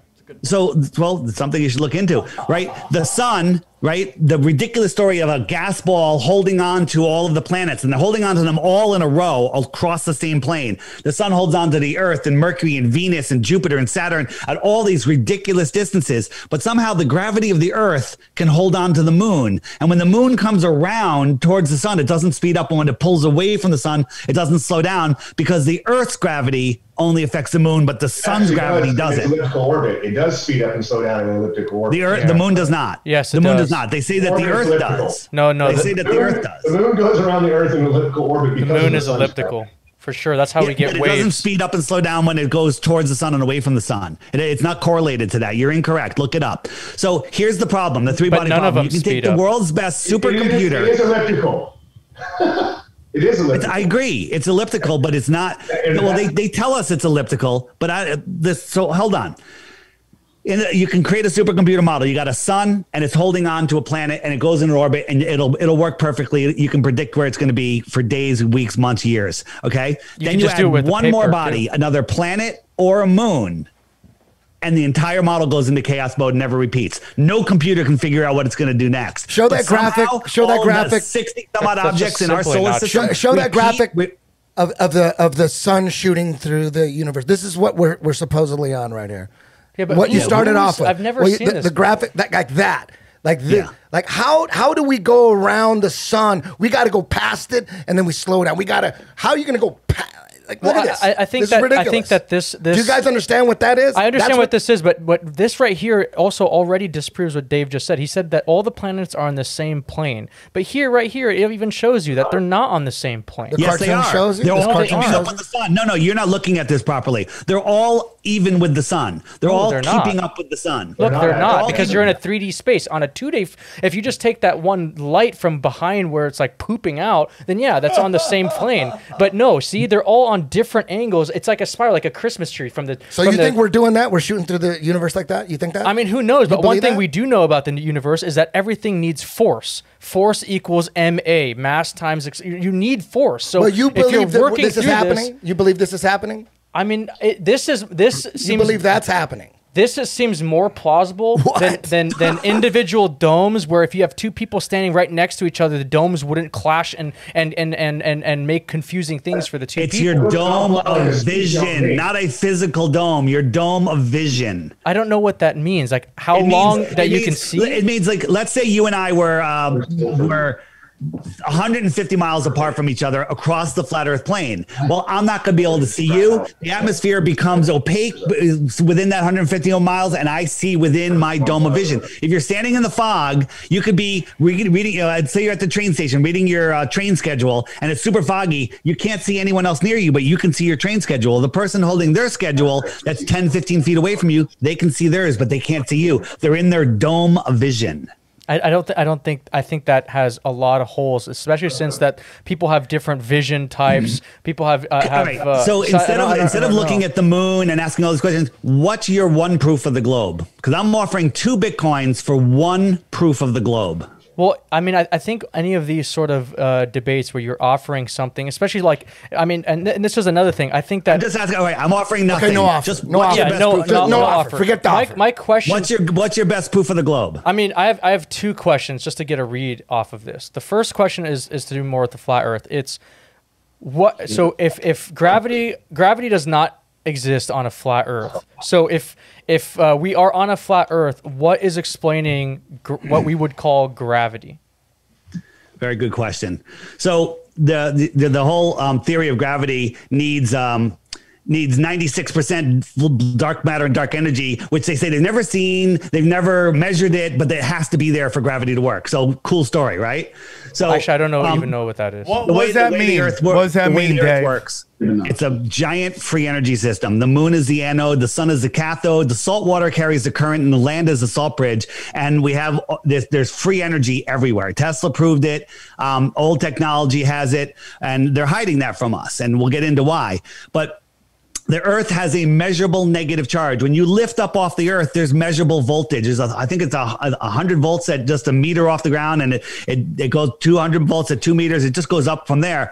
So when you're off the ground, the negative charge of the unmoving ground says, hey, it has a weak force, just like they say gravity is a weak force. And they say, down is this way. So if I had a helium balloon, ping pong balls, and rocks, and I held them in the air over a pool and I dropped them, the ping pong ball is going to go up because it's less dense than the air. The rocks and the ping pong balls are going to fall down. The ping pong balls are going to sit on top of the water, and the rocks are going to go to the bottom just because of buoyancy and density. The weak negative charge says, hey, down is this way. Down is down for me. Down is down for Australia. It's not up. It's down. Down is down. Up is up. Same for everybody. Left and right, forward and backwards are all relative to whatever direction you're facing. right? So that's how it works. So one way to test it is you take these tinfoil triangles, you put you crank up the negative charge so it's stronger than the Earth, and it goes up. Okay, what is that? Defying gravity, or is it defying something else? I mean, this is just simple magnetism. So you're just pushing up against the magnet that is the bottom aluminum. You're There's charging no magnet there. It's just a negative charge we're putting into it. That's what magnets are. You can charge different metals to make them magnetized. This is tinfoil. It's not magnetized. You're magnetizing it with a current. But what I'm saying is, I'm just showing you an example where electricity can defy what? You know, a mag train isn't defying. It's floating on a magnetic source. It's not defying gravity. It's defying electricity.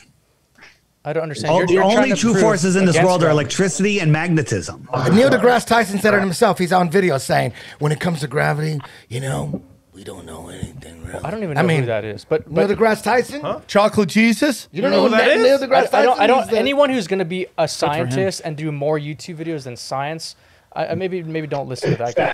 When you're talking about that's a beautiful thing. When you're talking about this though, this does not disprove gravity. This just proves that you can magnetize metal. Gravity is a different thing, and it's a very strong force. Why does a helium balloon go up? How come it defies gravity?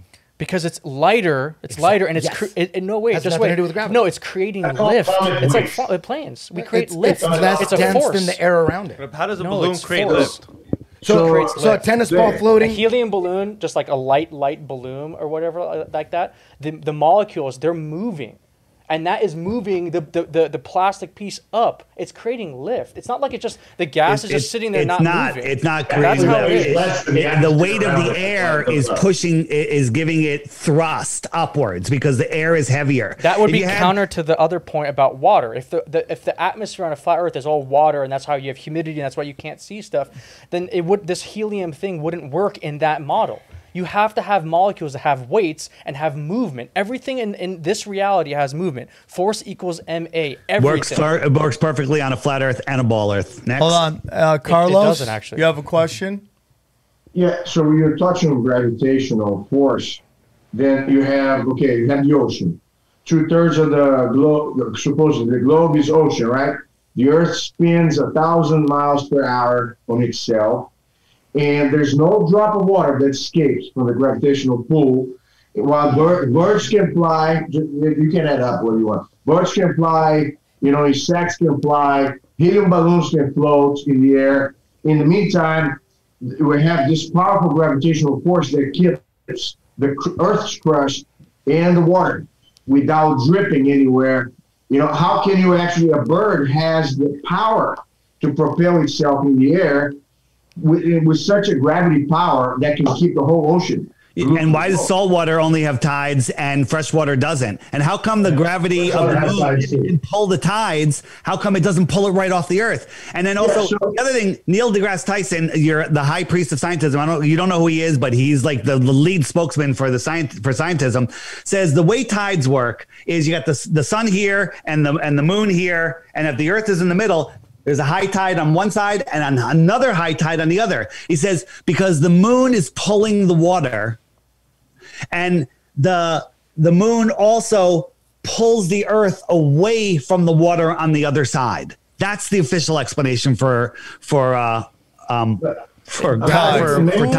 I say, cool story, bro. Right? I'm talking about. Is Neil deGrasse? Is this guy a physicist? How do you not know who Neil deGrasse Tyson is? Why would I know? He's been in person? Japan, dog. Do you know who John Lennon I'm not gonna know every Japanese person. Is he Japanese? No, but like I'm not. I don't think Neil deGrasse Tyson's big in Japan. Getting back to I'm not Japanese, but I just don't understand how we're able to. Is this guy? I don't know how he's able to talk on all science. Like he can talk about immunology. Physics, he's the Fauci. chemistry. He's the Fauci of astrophysics. Yeah, he is. He's an astrophysicist. He's the Fauci. He's the failed actor, actually. Hey, so check this out. You said we're talking about magnetism. This is a Van de Graaff generator. I got a metal plate here, and we're putting a negative charge in it. When that negative charge gets stronger than the Earth's, wood goes up. Wood chips, okay? Yeah. Paper, hair, all sorts of things. It's not defying gravity, right? Now, yes, iron could be magnetic, but I don't know. I've never heard of wood being magnetic, right? It can be positively charged, though, not magnetic. Right. I agree. Listen. It's like static electricity is not magnetism. Right. So it's the negative charge is overwhelming the Earth's weak negative charge, and it the positive charge is overwhelming. And the negative charge. Well, negative charge, pulls it in, not repulses. Okay. Right. So my next question has to be with the zooming in of technology and zooming out. I know we showed a little bit, but I know. Let's go back. We never finished. We were starting on the boat. Like the boat to me, sinking. that is the biggest question I have. Right? What do you mean by zooming in? The ship sinking in the or going over the curve in the ocean. You know when you see ships on the beach and they go over the ocean. Everybody thinks that's because it's going over a curve, right? Is that what you believe? No. Right. I mean, stop. Why do you think it goes over? You're not going to be able to see that. You're assuming an Earth where you can easily see the curve because it's not so massive. What you're really seeing is a refraction of the water, and the image is getting like a mirage. It's getting refracted. So you're not really seeing it. You're not really seeing it. Oh shit! Okay, perfect. Watch this. Well, my question. Okay, how far before you see a curve? Let's see. Okay, so you can't see it right here, and then we're zooming in. Can I ask? We're not as we're watching this too, why don't we ever see more water? We always see the same. So that's water. a mirage, right? Why there? aren't we seeing more water beyond? Yeah, the like ship? on the back of the. Why aren't we seeing more water? That's a mirage. It's a refraction. We do. That's a mirage. Let me explain. Hold on. 8 people are talking. Johnny? Right. Well, as you zoom in, we always see the same water, though. As you zoom in, we don't see any water beyond that boat as he zooms in. If it's flat, and this one you don't because of the waves. But when we look at things like the Black Swan picture I showed earlier, you can see the water for miles and miles and miles beyond it. Why not right? here? What? You're saying the waves are blocking it? There's like no way. Right here, it's totally calm, and you can see the water way beyond it. That's a spliced photo let me of two things spliced together. Why you can't see it. Look, so imagine this is a boat, all right? This is a boat, and this is a wave, right? This is the wave, and it's not really covering the boat. But as the boat gets smaller, due to perspective, if I could do this, it'll start disappearing behind those waves in the foreground. As something goes into the distance, it gets smaller. So a little wave, a millimeter above your eye level or approaching your eye level, will block an entire city line behind you. So but your eyes are not at ground at sea level. Right? No, I understand, but everything compresses. The way our eyes see, everything, the sky and the ground compress together, and a little wave here will block out an entire city here because everything gets smaller and smaller and smaller as it goes into the distance. So, hypothetically, hypothetically, if our sun was though, right near us, it would look like this. You move it away, it just gets smaller and smaller and smaller. So if the camera were high enough, you're saying we could see unending ocean waves. Hypothetically, right? Well, yeah, you can see farther until the atmosphere becomes so thick that you can't zoom in no matter what zoom you have because the air becomes opaque over distance. Just like a long swimming pool, you can't see the far end of the swimming pool even though the water's clear. Explain the black swan right there behind you. Explain that. Break it down. So Black Swan, this camera is 1 foot off the ground. So according to Globe Math, the horizon should be 1.2 miles away. This is 9.4 miles, and not only can we see the entire thing, we can see the land, the water beyond it for dozens of miles. And again, there's more horizon beyond this. You just can't see it, right? There should be 59 feet of curvature here, but we can still see the surface of the water. The only explanation the Globers have is that refraction lifts it up and stops it right at level. It doesn't lift it up high. It just lifts up and says, oh, look, it's perfect. You're seeing a mirage. Everything beyond there is a mirage. That's ridiculous. That's the dumbest thing ever. So if you go up on the top of that structure there, we're really at the top there, which is... You'll be able to see farther. Okay. How far could you see on a flat Earth? Until the atmosphere blocks you. Here's a perfect and example how far of that. is that? Well, it's different every single day. This is a viewing spot. Watch this carefully. This is a viewing spot in Illusion, France. And out here is Mount Canigou, but you can't see it because it's 175 miles away. At 175 miles, there is over a mile of curvature. I'm sorry. The top of Mount Canigou would be a mile below the curve with using the Earth curve calculator. The top should be a mile away. But as the sun migrates in between the two tropics, there's a couple days a year, twice a year, the sun will line up with Mount Canigou. And as it goes beyond it, all of a sudden you can see it. The light bouncing off Mount Canigou can't push through the thickness of the atmosphere, so it looks like sky just because you can't see it. But when the sun backlights it, here's the mountain. The entire mountain is here, and the top where the mouse is should be a mile below the curve, right? But there is no curve. It's right there. It's not a mirage, because as you see, as the sun goes farther away, it'll block the sun. And the only explanation is, oh, the sun and the mountain are far below the curve. They're just refracting up and stopping magically at eye level. What elevation was that photo taken at? I would say, could you get a photo of the full mountainside? Because I'm pretty sure it's different than what that looks like. It doesn't matter. The entire top of the mountain should be a mile below the curvature. And how tall is that mountain? Any of it. Go look it up. Go listen. I don't have all the numbers in front of me. Go look it up. And by the way, in the app under We Can See Too Far, there's videos that break it down, give you all of the information. We've taken the time to put all the information for people like you to look. But again, belief is the enemy of knowing. It's easy to believe. It takes time and effort to know. Is this app free? Yes. What's that? It's no, you have to pay for it. It's $3. So you buy me a half of a beer. Hey, right? No, nobody. Dad always said, "Don't hate a guy for making $1." Yeah, but I mean, I think that's the thing. Why about would it be all free? If it was By the free, way, because all of the information is free free on the internet. right? The Good luck Bible's finding free. it. Good luck finding it. He's not Jesus. The Bible's free. It should be free. Do you do anything for free? Do you work for free? Listen, I don't work for free, but I don't get any money for proving the Earth is not round. You know, like I think that you'd be rich if you did. Exactly. If you wanted to spend I understand what you're saying. That Okay. his thing is his livelihood I could just is based as on this. easily sit here and say, you know what? If we didn't focus on the Earth being flat, we could focus on actual conspiracy theories that are really screwing us. This could be a psyop, just trying to get us off track. It's possible. You know? But let me tell you I used to think why that. this is important. Because for me, they're lying to us. If they're lying to us about, let's say, Iran-Contra, Gulf of Tonkin, and those are old ones, JFK, A lot more than you that. know, and then you keep going. Like, what else are they lying to us about? And so the question is, you asked this at the beginning, and I think it's a very important question. Yeah, why? Why would they lie about this? And this is not saying whether it is or isn't, but the 5 reason. more minutes. Okay. Let's get into that. Let's get into the why. Before why, let me just say something for 10 seconds. Do you know what Operation Paperclip is? Yeah. Do you know that NASA was formed by Nazis? Yes. Okay, so do you know all our space information comes from NASA? I mean, some comes from other they control all the space information. Look into it. Okay. So Nazis who changed their name from Werner von Braun was Hitler's right-hand man. They bring him over. Yeah. He directs the fake moon missions. The Nazis form NASA.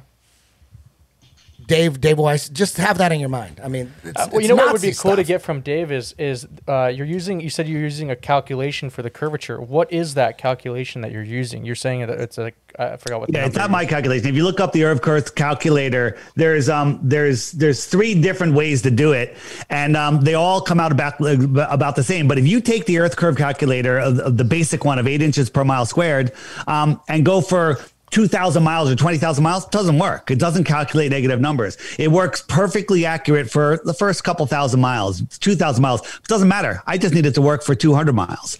And it works completely fine. But here's what got me into flat Earth. I said, okay, they're just seeing things too far. And I said, there's a buoy that's off on my beach about 11 miles away. And I said, and I rounded down to give the globe every benefit. I said, what's the curvature at 10 miles? If you're just at sea level, and it said the curvature is 66 feet. So then I went onto some globe troll sites and I said, what are they saying the curvature is? Like the meta bunk or whatever, that slime ball. And he says, oh, no, you're the thing you're looking at is halfway down and you're halfway on the other side. So it's only half of the curvature. That's ridiculous. But I'll give it to him, 33 feet. So I went down to my beach, the perfectly calm morning. I bought a $1,000 camera tripod, zoomed in. There it is. There's the water for dozens of miles beyond it. Okay, right there. And the buoy's only maybe 10 feet high. There should be 33 feet, really 66 feet of curvature. Nope, it's right there. And I could see the water for miles and miles and miles beyond it. So that right there said, okay, maybe the Earth is just bigger. So the distances that we've seen, even without infrared, now they're using infrared and we're seeing, over 1,000 miles. the Earth would have, the radius of the Earth is just under 4,000 miles, the radius from the center to the surface, right? For the distances that we're seeing, the radius would have to be like 100,000 miles, okay? If the Earth is 100,000 miles versus 4,000 miles in the radius, we got a big problem also, all right? So either way, it's a massive lie. And again, you can go look at that curvature calculation yourself and figure it out. I guess there's a difference between curvature and drop. Those aren't the same thing.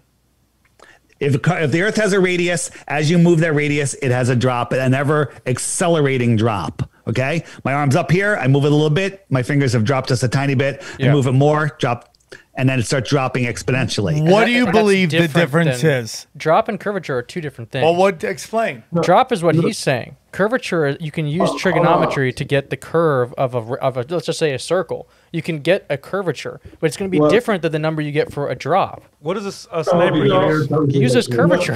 A sniper uses curvature? If you take any scout, sniper, and military guy that does long distance shooting, they will use gravity, curvature, wind to calculate their shot. So if the Earth was not round, Carlos, Dave, hold on. Trusting NASA? Dave, hold on. No, Carlos, go on. Just like hold on. Look, Dave, we don't have to be a scientist for that one. What does it matter if you say drop or curvature if 80 miles away from your eyesight at eye level, you should whether it curves down or drops, it should be a mile below your eye level. No, they're different things. It doesn't matter if you call it drop or curvature. You shouldn't be able to see it. You know, right? There's got whatever.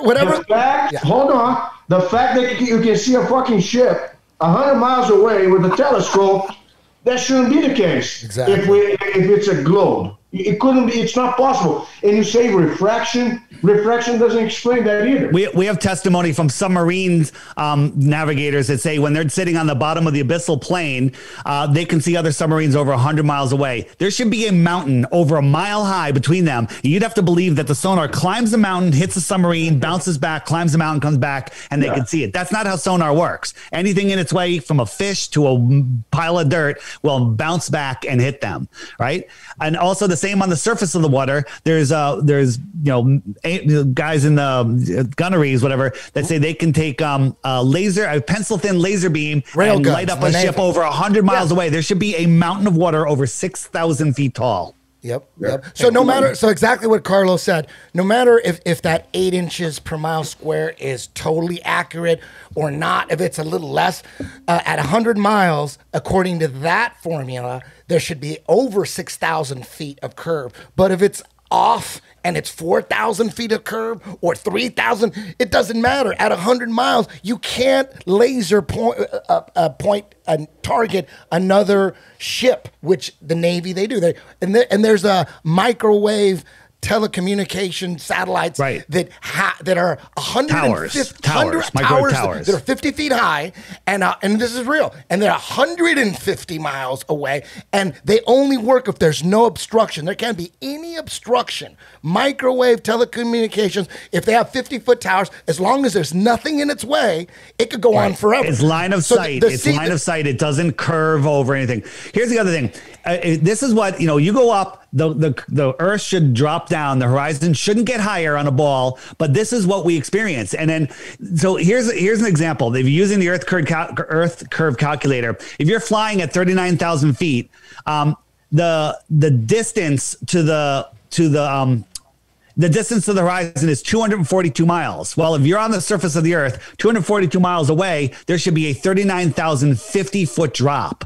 Well, an airplane already up 39,000 feet, you add those two numbers together. When you're flying in an airplane, the horizon that you should see is 78,000 feet below you. You don't know how high that is. You two spy planes don't fly that high. 78,000 feet. But the next time you're on an airplane on a clear day, look out the window on one side, look at the other, look at the horizon, draw an imaginary line, and it comes right between your eyes. Totally. Okay? It's always eye level. It should be almost 80,000 feet below you, but it's not. It's at eye level. Airplanes fly straight and level over an Earth plane. They don't spin and dive over a spinning, wobbling globe. That's just insanity to believe that. There's got to be some curve at 100 miles in the ocean, whether it's 8 inches per mile square or fucking 2 inches. You feel the plane just going like this a little bit? No, because that's not how it's flying. When you're flying on a Earth, you're assuming that it just here's the ball and you're flying like this and you're just always trying to curve around this ball, right? That's what it should be. No, the whole atmosphere, everything around the Earth, everything is rotating around this ball, right? And this plane that is on this huge, the planet is so massive. You can say it's 4,000 But there's a miles curve though. massive. No, you're talking about massive, but call it massive, call it huge, call it gigantic. There should be curve.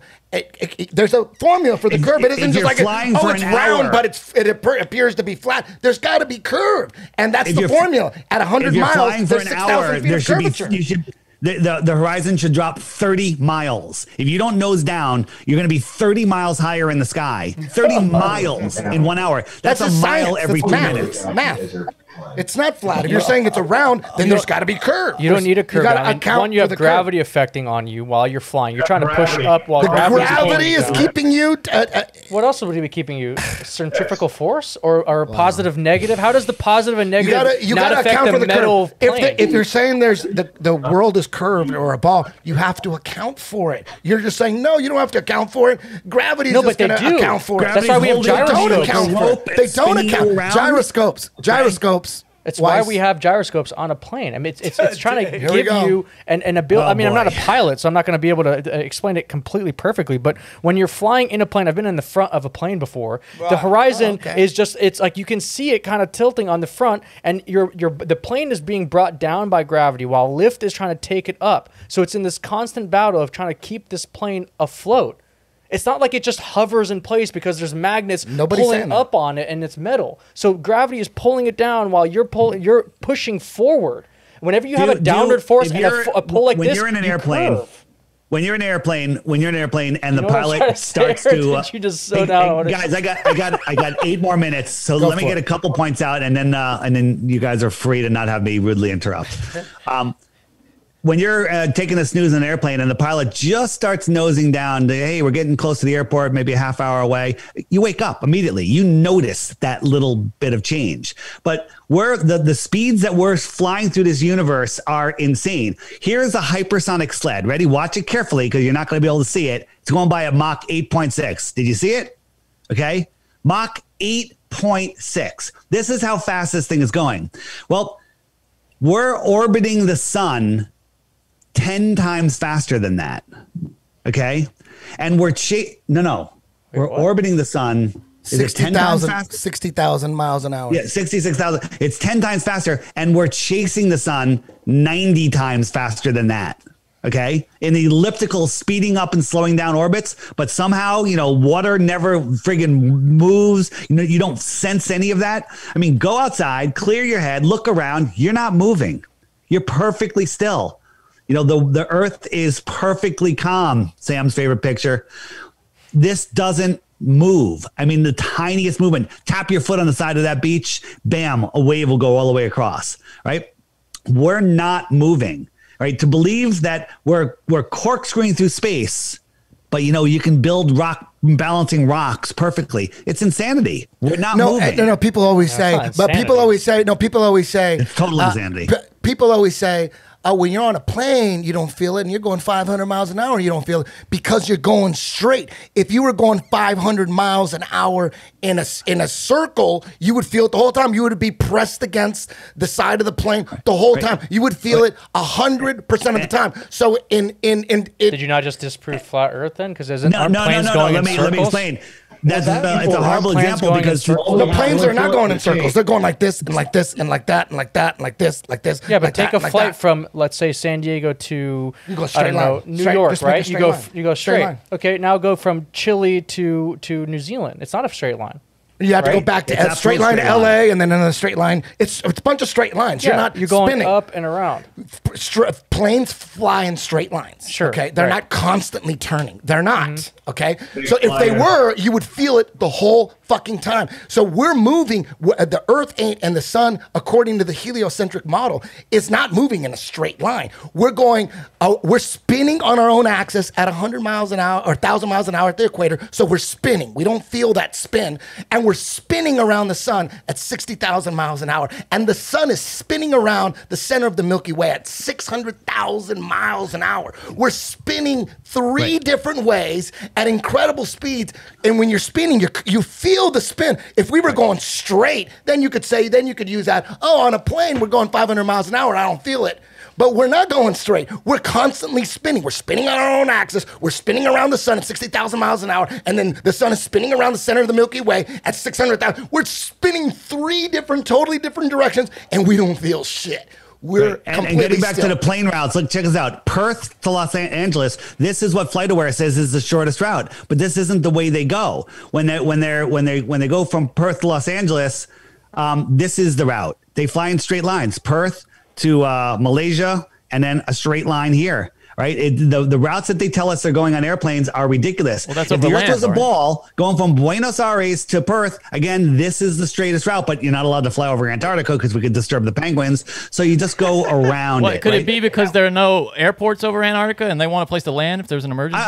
Listen, but there's bigger stretches of ocean. That's the same problem. What about Pacific Ocean? You got Easter Island out here. You got plenty of places to land. This would be the route that they take. But that's not the route that they take. This is the route that they take. They go from Perth. They go all the way up to either Miami or Houston. Then they stop in LA. Then they stop in Sydney. They go over here. It takes 26 hours. Sometimes they go this way over to Europe, Singapore. A lot of major cities. Right? They don't cut right under a ball. Right. That's not the way it works. That's a flat Earth model, by the way. That's not. This is the flat. This is the flat Earth model. Top-down globe that you just. No, that's actually the. No, it's not. Your globe is a flat Earth wrapped around a sphere. The globe. That's literally a globe that you just flattened. That's what that is. No, untrue. It's the opposite. It's exactly it. The globe. Look it up. The history of that map is a globe that you flatten down. That's what that globe. I totally, but it's the opposite. It was flat, and then they made it a globe. It works both ways.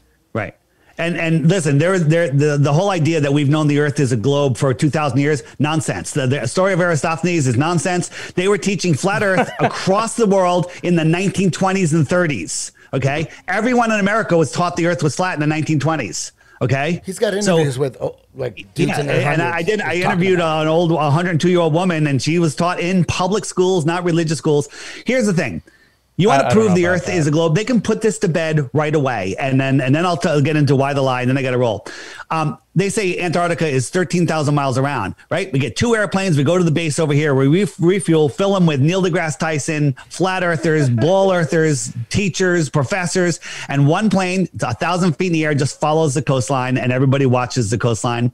And then the other plane goes this way, follows the coastline. 9 hours later, 6,500 miles later, they should meet over here. But for some reason, they don't. They can't do it because the last person to try that was Captain Cook. It took him 3.5 years. He went over 60,000 miles going all the way around because Antarctica is not the continent at the bottom of a ball. It's a massive edge of our known world. Where did you get that from? What's that? Where did you get that from? This little map of his. This is the track Captain Cook thing. Look it up. He did it 3 times. It took him over 3.5 years. He went over 60,000 miles. Okay. Amelia Earhart, this is her trip, right?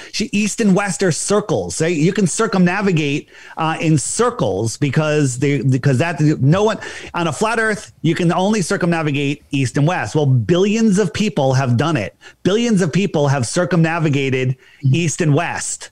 0 people have done it north-south. 0. That's a problem. I don't know what that means. What that means is you fly around the world this way. No one's done it, but they fly around the world this way. It works. And the way that works on a flat Earth is like this. At the center, we have a magnetic source. We believe it's a mountain. All compasses will point to it. So I'm trying to push this compass west and check this out. West is a circle. I have to keep that needle pointed towards the center. So I'm dead reckoning west, but I'm going in a circle. Weird, right? Doesn't prove the Earth is flat because it works on a ball also. Okay. I could go east. Same thing. I got to keep turning to make it a circle. All right. The needle always has to point towards the magnetic north. So I'm trying to dead reckon east. Hey, I went to left New York. I went east. I got back to where I am. Oh, the earth is a ball. No, not true. Now, if I try to dead reckon west without turning, if I don't correct to the north, I'm going south. Bam. South is every direction away from magnetic north, right? If the earth was a ball, you should be able to go this way and then pop up over here. It's never been done. Never been done. Like Pac-Man, where you go through one end, you come through the other end. Well, no. If that you need a Pac-Man flat Earth to make that work, but nobody's ever done it. You're talking about like a full rotation. And then the guy that said he did it, circumnavigating north to south. It's always done east to west. It's never done. And you can explain that if in a flat Earth, because no one ever. Because if you go south over the Antarctic, who knows what's out there? Nobody knows what's out there. So no one's ever flown over Antarctica, is what you're saying. No one's ever. You can go out Antarctica. Yeah, Nazis and aliens. Yeah, there's and Admiral Byrd's been out there. Operation High Jump, Operation New Schwabenland, Fishbowl. How about we just go? We all take a job over in Antarctica. They have companies right now. You can go apply. Dude, we've talked to people who have tried to get to Antarctica. At the Swarm, we had a guy that said that he went to Antarctica, and he's like, "Well, you can't really do nothing." Yeah, I mean, it's like a national reserve. It's so hard to get there. It is so hard to get there. Like you're putting your life in danger to go there. We had a guy. Hard to get there. Here's a map that was found. It's hard to travel outside of where they want you to be. That's impossible. Exactly. Yeah. So they got a little spot. But like you can get there. You just go to Chile, whatever. Like you can get a little there. spot. He flew. He took a boat in. He said he almost died. Let me ask you a question. So this is the ZQ pilot. This guy was gonna fly, circumnavigate north pole to pole, and so he went from the North Pole, Alaska, over here down to these islands, over here, Santiago. Then he went here to the South Pole, and he said, "Oh, the weather was too bad," so he turned around and came back. We're like, "Oh well, he's not gonna get the world record." Well, Guinness gave him the world record for circumnavigation. Does that look like circumnavigation to you? Right. I mean, he did All go he down did and up, though, was right? he went down here, he touched the post, and then he came back. Right. So that's not circumnavigation. That's easily done on a flat Earth. That's no one's ever gone down backwards here and popped up over here. So why the lie? Okay. They've got us in a prison and we don't see the walls. If you put a wall around someone, hey, you can't leave California, you can't leave the United States, you can't go past the equator. Everyone wants to go beyond it. We're human. We want to see what's on the other side of that wall. So they put us in a prison for our mind. And that prison is the globe. They want us to believe that we are insignificant. We're spinning out of control, lost in space. An asteroid could take us out at any moment. On Halloween, NASA says, "Oh, we saw a jack-o'-lantern asteroid, almost missed us." And just yesterday, they said they saw patriotic color supernova or something. The dumbest crap ever. They're literally just keeping us dumb, keeping us fascinated with space. When were you introduced to the heliocentric model and space travel? And the answer is before you can talk. And did they show you anything other than cartoons? And the answer is no. You've only seen cartoons. You haven't seen anything real from space because space doesn't exist as how we say it. So the other point is, these people that are running the world are evil. They're devil. They worship Satan, whatever name you want to give it. And they don't want you knowing that you are at the center of creation. They don't want you to know that you have true power and nobody has power over you. They don't want you to know that the only power they have over you is in your imagination. Because imagine this. Everyone sees your podcast. Sam, this goes viral. 325 million people in the United States watch it tomorrow. Hell yeah. Hell yeah. See us in San Diego. And they all go, "Oh, you know what? I'm just going to ignore the government." Well, guess what? Government's done. We won't even know who they are because no one will be paying any attention to them. So they don't want us to know that we have this God-given or natural free will that no one's allowed to take from us. They know that they can't take it from us. They only know that we can give it to them. So they keep us living in fear, living in lack. They keep us believing that this is all there is, Truman. There's nothing else to discover, right? It's all programming for your mind. And then the amazing thing is I have to give them big credit to the elite. They have brainwashed people to fight for their own enslavement. It's unfriggin' real, right? People, no matter what you show them, did you see the other day with the guy coming out of the vaccine center convulsing and nobody got out of line? They just wheeled him out and everyone still went in to get their shot. I mean, they have us believing utter nonsense. They have us believing that we are insignificant, that we have no power, and they do it all with cartoons. They have us believing complete and total I agree with the you Nazis there. I just did it. don't think that having the Earth be flat around impacts that It's at the all. lie. The reason isn't it- what matters. Let's just for a second But say the lie doesn't make any sense. Like, there's no purpose. it does make sense. Why? Because No, I just said there's no purpose. Not that. well, it doesn't make there sense. is purpose, and What's the purpose? and I know I've been arguing one side, but for me, it's just it goes along the lines of like letting us know how not special are, because what happens is now we're on a rock hurling through space, we can't do anything about it,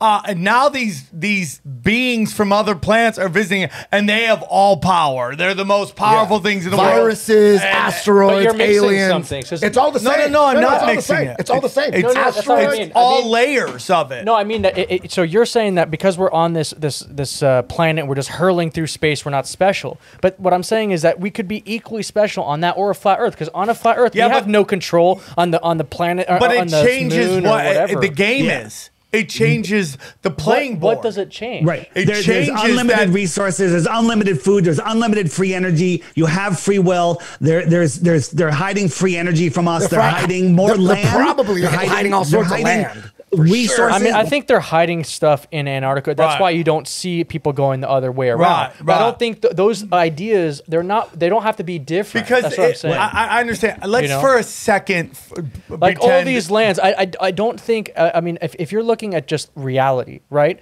Everything has a finite time, even humanity, even your life. And you're talking about an infinite plane with infinite resources, and we see nothing like that even when we look at ourselves. Well, the because human. because Only thing that's like that is God. Our ability to grasp infinity. Do you know what I'm saying? Like that is within our grasp of understanding. Well, we're that. born and we die, right? Yeah. So it's a finite amount of time. No. Is it not? No. Your Do you believe in soul God? is infinite. Do you believe in God? Yeah. Okay. Your soul is infinite, but in this reality, it's a But finite you live many time. lives. What? You live many lives. What do you mean? You're born and you die. And then you come back and you live another life. No, I mean I don't think that. You may think Well, that. that's the whole Yeah. point. Is it's abundance versus scarcity. I think it's scarcity in this reality. Yeah, that's how they control you. No, I just think that's just a reality. of But this becomes dimension. abundance. But it's in a different dimension. Hey guys, I got to run. Listen, thank you so much for having me. Sorry, I have to run. Got family. 4th of July. We Literally 4th of July was yesterday. You know that, right? Like, we have a beautiful day. what do you want, a People- flat Earth listen, calendar? don't help Listen, Sam, listen, you're a good family man. I just want to say, flat Earth matters so much. Get the app, watch the daily video every day, and then you'll get it. The frequently asked questions will answer all the questions that you have. And click Why the Lie. Click Why the Lie. Click the Ewarrenon series in the app. And just start watching because it'll save you a ton of time. It's $3. There's no, you can subscribe or not, you still get everything. Okay. So don't worry about it. Just get it and check it out. And the last thing is don't let them control your mind with cartoons. Because that's what they're doing. It's all cartoons, and everybody falls for it. So there you go. It is programming early. That's why religion gets in early. That's why this Space, dude. Space is like. Look what they're trying to do with For like kids? with It's like all over. It's with kids and dinosaurs. sexuality. They're trying to get it so early they'll just plug into you when you're impressionable, and it's just unbelievable. Bye, Dave. Hey, thanks, guys. Appreciate it. For me, all of this is to make you not The recording feel has stopped. important. Have you stopped the whole thing? No, I think that was just him. Okay. Just to make everything is to make you feel like you are powerless. And the truth I is, get that, but I think as Americans, we get really hopped up on movies and TV shows, and we end up taking that and framing our whole world and reality like that. Exactly, that's what we're saying. I know, but the thing is with what Dave's saying, especially making money out of There's no flat of Earth this- movies. True, but to me, I mean, this could be like going back. It's called Level. It's out there. Oh yeah, there's one to the West. And if it was in some crazy elite world when they were really harping on this flat Earth, you would see these guys get murdered. I mean, they murder people all the time. You get people. We have a term for it now: suicided. You would get Dave Weiss and all these people getting suicided left and right, but they're not. No one is shutting them down at all. Because you can't. But I don't think they will. They did the same thing with you know how you're very aware of what they've done with like anything that goes against the narrative when it comes to the corona and to 100%. They shut it down. They shut election fraud and all that, right? Yeah, they shut it all down. But not with flat Earth. What are you talking about? When we saw it, they've already done that to flat Earth. You go to flat Earth on Google, they're only going to show you the videos that they made. No, and for sure. And they but they're still there. Google literally said, I found them. That's how I was able to do some research because I didn't know what the hell was happening. Exactly. That's why you don't believe in it, because they already did what they did. What I'm talking about, how they control the algorithms. Yeah. They already did that with flat Earth. You just don't notice it because you don't know the good videos and the bad videos. So they're just giving you the debunker videos. They've already done it. No. I was let just me watching just say flat one Earth thing. No. They were pro flat Earth. Well, if you found them, but I found them. They were on YouTube. We just watched them on the way up. No, if you go to YouTube, this is a fucking fact.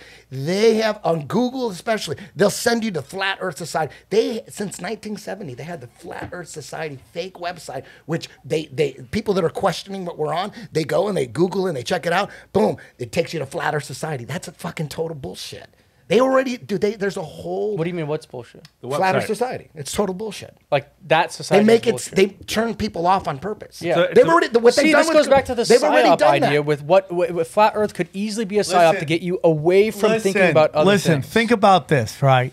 Think about when they killed Jeffrey Epstein. Yeah. What kind of ripple effect that had? People called that the greatest day in red pill history. Everybody woke up, right? So not everybody. A lot of people woke up and then they went right back to bed, right? Imagine if they just started offing people left and right. I mean, look at what happened with like the Clintons. You have this list of people who died. How many people have had reactions to that? Zero. Everyone's like, fuck it, I don't care. So if they just started offing everybody all the time, it would draw attention to what they're doing. So they have to pick and choose what they do. And when you pay attention to the Clinton body count, they're only suiciding people, like you brought up. They're only suiciding people that are balls deep into putting people in jail. Like they're putting together a case, they're putting together evidence, they're going on news stations. I can see that then they go, okay, he's gone. But if it's just some dude talking about, there's a bunch of people talking about the Clintons. Yeah, they're not gonna off them. What you're saying. But if they're not important enough. Yeah, if they push it and they're trying to get people in jail, people get suicided because someone is worried about going to jail. Yeah. What's that term in like in the West, they had like snake oil sellers. What are those people? Snake oil salesmen. That's what this kind of reminds me of. You could easily just make up a conspiracy theory these days, and you could make money off of that. Here's what my problem. Huge example. Hold on. And I called that shit from the beginning. I said that was what you're saying, and we get this all the time. People are like, you're just doing this for the money. Like, well, this is entertainment. It's different. Yeah, but this is different. He's talking about a scientific fact that he's determined with his own science, his own data, and he's now making money. And you can only know his data if you go and listen to his thing, and you pay money for it. For you guys, you've got this amazing platform where people can listen and get entertained. You're having people from two different sides debate, which is huge. A lot of people don't do that, especially people in science. They just have a one thing, whatever. You said it perfect. You were in an echo chamber before, and you were like, "This is a little whack. It's not really entertaining." Because everybody already agrees with it because it's common sense. He agrees with it. It's all common sense. I don't know why. There's got to be current. At 100 miles, you know what you need to figure out? You know what you need to figure out? You need to figure out. You need to figure out just common sense. At 100 miles on a ball, you need to figure out whatever calculation you use. But aren't you? Listen, hold on. Let me just finish. 8 inches per mile square. That's one formula. Everybody seems to agree on it, both sides. When there's a million flat Earth debates going on. There's flat Earth debates going on every day. Every day there's flat Earth. You go to Nathan Oakley, he's fucking people up every day. So my point is, you need to figure out at 8 inches per mile square, 100 miles is about 6,000 feet. If you got another curvature, there's got to be a curvature formula for a ball. So whatever it is, figure it out. for a ball that is supposedly 25,000 miles in circumference. That's the mainstream science. So you got to believe that number's real for you because you believe that. So at 25,000 mile circumference for a ball, there's got to be a certain amount of curve at 100 miles in the ocean. So once you figure that out, whether it's 3,000 feet of curves, 6,000 feet, 2,000 feet, whatever it is, then look into rail guns and how they pinpoint targets on the ocean at 100 miles. Look into that. Just that. That shouldn't be possible. Whether it's 8 inches per mile square, 2 inches per mile square, 10 inches per mile square, at 100 miles in the ocean, you should not be able to see anything. But Navy rail guns, they target at 100 miles. So just stick with that one, and then. But are they hitting at 100 miles? But they're taking pictures. They're taking pictures of it at 100 miles. I'd have to see that. Laser. Okay. I remember reading it, and it was saying that they are able to get there. Okay. Able to. Look at that. So that's what, like David Weiss said at the top. There's no way you can convince anybody shit. Could you be convinced that it's round again? Never. There's an easy experiment for and that. I'm open because to either. I've already looked into what, Johnny? it. But I've been trying to debunk it at first. I was balls deep into it for the last 5 years. And you just keep real. I mean, like everything. There's Eric Dubé has a video, 200 proofs, and there's actually 1,000. It just goes on and on and on and on. One thing is like, what in these flat Earth debates? Why can't people pro ball? Why can't they use any of the pictures of Earth from space as evidence? No one ever brings it up. Why? Because they even know they're not real pictures. If it was proven that we had a real picture of Earth from space, that would just shut everything down. Everything. A video of Earth from space, a picture of Earth from space would shut everything down. You know why it's never brought up? Because there aren't any. Why? Oh, because we just can't figure it out. And they go, but we do it. They say this. We do have one real picture. We do have one. It's the one when the astronauts went to the moon, they took a picture of Earth from the moon. So we do have one. I'm like, wait a minute, you guys faked that shit. So you have none. You have none. So one real picture of Earth from space would shut everything down. But you know what? It never gets brought up because even the pro ballers know that all pictures and video from space are CGI. Yeah. That's why. That would shut everything down. Bravo was deep into the Space-Time Odyssey. When I that would came out, Dude, I was me and Joe Rogan were so into space documentaries, we would get high as fuck and just watch them over and over again. 8-part series, universe. In our 30s, not as kids. In our 30s, grown-ass men obsessed. We were just we thought we knew everything about super hypernovas and neutron stars, and yeah, they're like 70 light years away, and then we were just memorizing. And then every now and then I'm watching balls deep, high as fuck, and I'm like, I wonder why we never see real video of any of these fucking planets and stars. It's always cartoons. Whatever. They must have a good reason. So every space documentary, every single one is 100% CGI. That right there, big red flag, big red. And this is the one thing that got me. The one thing that got me is I always knew that the moon landings were fake. And I thought NASA that was their job. NASA was, their job was the moon missions. And I didn't know that NASA ran all the space information. I thought it was just the moon, so I didn't trust NASA. I'm like, they faked the moon missions. I can't trust them. But I thought, surely there's another agency that's in charge of all the different planets and balls deep into space and all that shit. And then when guys started bringing up Flat Earth to me in 2015, 2016, I was just like you guys. Like, I can't even talk to you no more. I was like, I can't. You bring up Flat Earth to me no more, we cannot talk no more, because that is the dumbest shit. And I was all his time watching those videos. I was on Joe's. But I never felt like that. I was on Joe's. I never have this like almost religious reaction to it. No, but I did. But even now, I don't. What I'm saying is I was way deeper than you on it. And so like I remember on Joe's podcast, Joe would say, "Dude, there's people that even believe the Earth is flat." And I'm like, what? What are they, Amish or something? How retarded can they? Like I thought they were so dumb. And then another one of my students brought it up. Another one said, "Hey, you ever look into Flat Earth?" I'm like, "Dude, you just fuck. Like, I don't ever want to talk to you again." And then he's all like, "Listen, I got a master's degree in engineering. You should look into it. I'm like, oh my God. I felt like I can't talk to this guy no more. You've lost and then a we started soldier. texting. We were texting. Like we were going back. I lost another soldier. That's how. As soon as you say flat Earth, I'm like, dude, you are retarded. There are real conspiracy theories that we should be focusing on, and you're talking about this fucking ball, this flat Earth bullshit. So we were going back and forth. So I thought, and I was thinking, dude, I have a fucking phone, dude. I have a phone, an iPhone that has the picture of the Earth from that's space. not a real photo. No, I know, but I didn't know that. I thought it was real. Oh, They don't tell you right there. Hey, the iPhone doesn't tell you we're gonna put this on default. It's a default picture for iPhone, and they don't tell you that it's not real. Everyone looks at it and goes, "That's fucking real. That's a ball. That's real. That's part of the Kids think it's indoctrination." real. Everybody thinks it's real. Dude, kids are also think that's how you start. But listen, Let let me finish. So then I go, and I'm like telling my dude, I look at the ball every day on my fucking phone, and you're telling me we're on a flat fucking disc? Are you fucking mad? So then I go online. I go, I'm just gonna send them as many fucking pictures of Earth from space. There's got to be fucking thousands of them with all different shading and the sun over here, the moon over. There's got to be all sorts of amazing pictures of Earth from space. And as soon as I got on, I'm like, let's see, what is it? And I started looking at them. These are all cartoon. And then I went to the source of the pictures, and they were all like NASA.gov, NASA.gov. I go, wait, right there. That's all I needed. I'm like, wait a minute. NASA is fucking controlling all these pictures of Earth from space? Right there. I'm like, there's a problem. There's a problem here. Yeah. So then I started looking into it, and it took me like 18 months to figure out, like a year and a half. I was like just obsessed with it. I didn't want to say it. I didn't want to say I was into it, but I'm like, wait a minute. NASA, the Nazis, No. The Nazis are the ones giving us this information. All our space information comes from Nazis. Do you know what the Hebrew word for deceive is? Nazis. Nasha.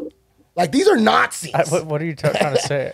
Operation Paperclip, 1,500 Nazis. Yeah. You're talking about like Came in and- ejaculation. You're talking about Nazis. What are we talking about? I'm talking about the Hebrew word for deceive is nasha. It's NASA with an H. deceive. Yes. Do you guys have anything you want to say in here? You guys think Carlos, violent? what's on your mind, Carlos? And hey, listen, is Jean-Jacques a flat earther? Because I never brought it up to him. Jean-Jacques is red-pilled for sure, but we never bring that. I never bring that up to Jean-Jacques. I don't want him to hate me. Let me just kind of give you my spiel. I cannot speak for my brother. You have to find out on your own. But I think these discussions, I was very thankful that Frank and Dave and all you guys put that together. I think we lack critical thinking. And unfortunately, people get swayed by opinions. And a lot of times, you're not going to get the information waiting for that to fall into your lap. Especially nowadays with the algorithms, like you said, Eddie.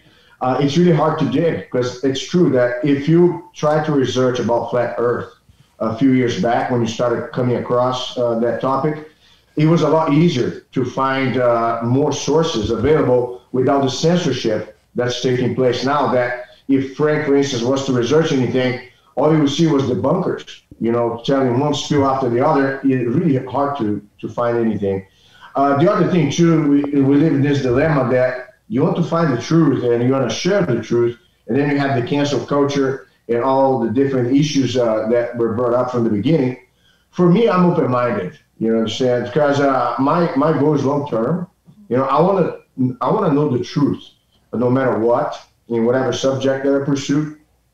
And I feel that individually speaking, we should always become the better version of ourselves, whether we're going to save the world by saving the immediate people in our vicinity, our family members, our students, the people that we build a legacy with, or the world at large. I'm not an activist. I'm not a political guy, but I don't shy away from topics. I keep my mouth shut, and I'm very glad to share with you guys some of my views. But I do think that, unfortunately, when we talk to the population at large, we have to deal with this bias that people cannot think for themselves. They're trained in school not to think, but to answer multiple choice questions and things like that.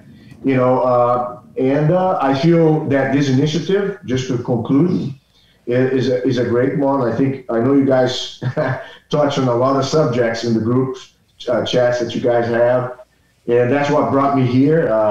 Matt is the one that kind of brought that to my attention, and I'm thankful for the opportunity. I'm very pleased to share the time with all you guys, and I I hope that maybe we can see each other again and talk some more about that, or how we can develop critical thinking, because I feel here is a lot of times different people receive information with the biases. They cannot yet digest the information. It's like giving the hook instead of giving the fish. How can we promote amongst the people not to be followers, but become leaders on their own right within the scope of how they find stuff about anything? That's my skill. I wanted to conclude with that. You know, when you go to a YouTube video and on the video, if there's any mention of COVID-19, there's a label that pops up. The Wikipedia right? thing, yeah. Same thing with Instagram, right? Yeah. Yeah. The labels come up. Anything about like election, boom, so a label. Why do they do that? Why do you think they do that? I mean, they're trying to just essentially say is it's it false. deep state? Is that deep state? Is it deep state-ish? Yeah, I would probably. Totally right. So, but exactly. it could be something else, you know. It could also be people that are plugged into the deep state and they just think that's right, and so they're trying to like. That's what it is. Like, you know, what the Times or whatever when they released that paper that was like, the shadow campaign to ensure our democracy. Yeah. And it was like, what do you mean? No, totally. That's how it's. But censorship is censorship, regardless of whether it's positive or negative. Yeah, exactly. So the root of it is evil, right? All the labeling. The root of it, right? Anything you mention, election, label. Anything you mention, COVID, label. Anything you mention, hydroxychloroquine, it's bullshit. There's a reason. Okay, so there's you're a saying nefarious reason for the labels, right? Yeah, I think if you're it's like 1984. If you start to label things so that you're trying to suppress an idea, then there's an issue there. But going back, you mentioned the Nazis. It's nefarious. Hold on, let me finish. Yes, it is nefarious. It's nefarious. Sure. Go to YouTube and punch in any flat Earth video. Watch the label comes up, and the label will come up on all flat Earth videos, and it'll take you to a fucking link, Wikipedia. Flat Earth is bullshit. It's archaic. I gotta relook. Google real quick. 100%. So it's in the same. No, I just looked at some, and they were pro flat Earth. The woman who runs Google said they were going to actively they had congressional meetings. Actively censor 3 types of videos. One was Holocaust denial videos. Okay. The other one was you're okay with that flat Earth. No, we're okay with. I mean, we're gonna go. Hey, denying the Holocaust, right? That seems to be what people would be like. Hey, dude, that's bullshit, right? I mean, we could have a black belt discussion about it, but most people would agree with that, right? That they should censor Holocaust denial stuff. I don't think they should censor anything. Okay, but do you understand, like, society-wise, people, the average person would... At least the thing on YouTube. Would be like, oh, yeah, you should do that. Then the next one is home remedies, right? Like, if you're remedies where you don't have to go to a doctor to get some kind of pharmaceutical. And the next one was flat Earth. But I can see why they would do all of those 3 together, because it's not. I personally, I don't think it's necessarily the ideas; it's the people that are looking into those type of ideas. Because a lot of what Dave said, I may not agree with everything, but there's a lot of things that he said that I do that I do agree with. This whole like veil over our eyes, all these sort of things. Right. So if you're already listening to that, you may not agree with the full idea, but you're already questioning now things, and they don't want that. I can tell you why they want to shut down each one of those, and none of them are for pure love reasons. Okay. Yeah, they're all bad. He said it, nefarious. Okay. But to go back to this Nazi idea, I mean, I think the Nazis, regardless of how evil they were, they did some insanely smart shit. The way they engineered their guns, their tanks, they had rockets, blah, blah, blah. So they are obviously doing some very smart shit on terms of that. So when you have those sort of people that are now being incorporated into NASA or whatever, I mean, you could tell that they're going to be doing things that are very... They fake the moon missions. Man. Yeah, sure. Yeah, but dude, I'm saying that just because they're evil doesn't mean that they're not making things that are just insanely awesome. No, Werner von Braun, the director of the 6 supposed. He was found guilty. He was the Hitler's rocket man. He was the rocket engineer. They brought him in to be the spokesperson of these moon missions. Yeah, I mean I can see. There's nothing good about. No, there's nothing good. But I'm just saying that when you look at Germany and what they were making, what you're basically saying is that Michael Jackson's music was great. You don't care he's a pedophile. I'm saying that his music, dude. His music can be good, and he can be a pedophile. They don't have to be together. But that doesn't change that he was a pedophile, though. Yeah, why didn't he go to jail? Why didn't he? Why wasn't he involved in the Nuremberg I mean, trials? like Nazis, He was like his right-hand regardless man. of He was what you Hitler's think the right-hand man. numbers Michael were, Jackson? they did some pretty bad. Now, I will tell you, the Nazis didn't lose the war. Germany did. The Nazis, most of them they died just all kinda, peacefully in Argentina. Sure. Or no, they're incorporated into our government. And the Soviets too. Soviets took half. We took half. So even in the Japan, scientists. even it was, Japan. It was MK Ultra came from the Nazis. Right, It was right. some like evil so, shit. So we could sit there and go, hey, man, we love highways. Thank you, Hitler. Right? We could say that, right? But there's still a lot of dark shit that came from them. So even if it's the most, even if they're like, you know what? The Nazis invented Care Bears, and they're really cool little toys to play with. You gotta go, why? What was the reason behind all this? Sure, but I'm not saying that because they invented rockets, they're therefore good. I'm just saying that just because they're Nazis doesn't mean whatever they made doesn't work. If anything, it does But work. it should be questioned. Of course. I'm just saying it doesn't mean it doesn't work. I never said Nazi innovation was fraudulent. No, I know, Hold but I on, never hold on, said that. hold on, I'm guys. just saying that Carlos, they still go. work.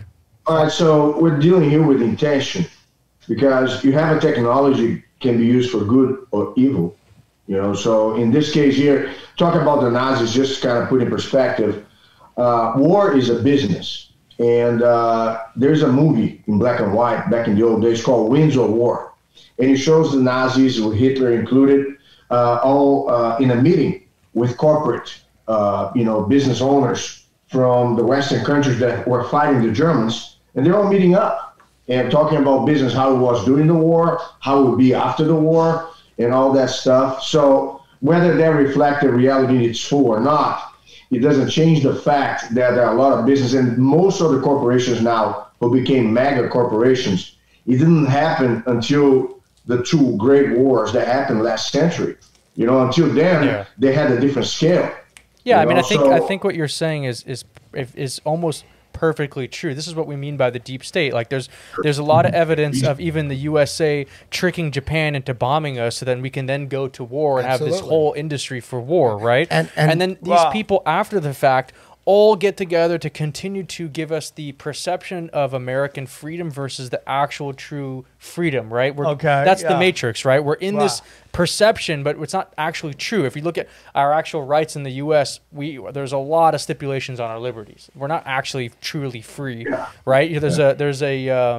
If you want to be free, then safety has to be less, and vice versa. You can't be truly free and then have all this safety that we have, safety in the U.S. So with this World War II thing, I mean, that's when we started to see these elite people kind of going behind closed doors, having puppets go out there, be politicians, and the end goal is to have this one global government where you have power and money. But that's my point, is that there is a reason why they're doing all these things, and we call conspiracy theories, even though in reality they're just theories and probably a lot of truth in them.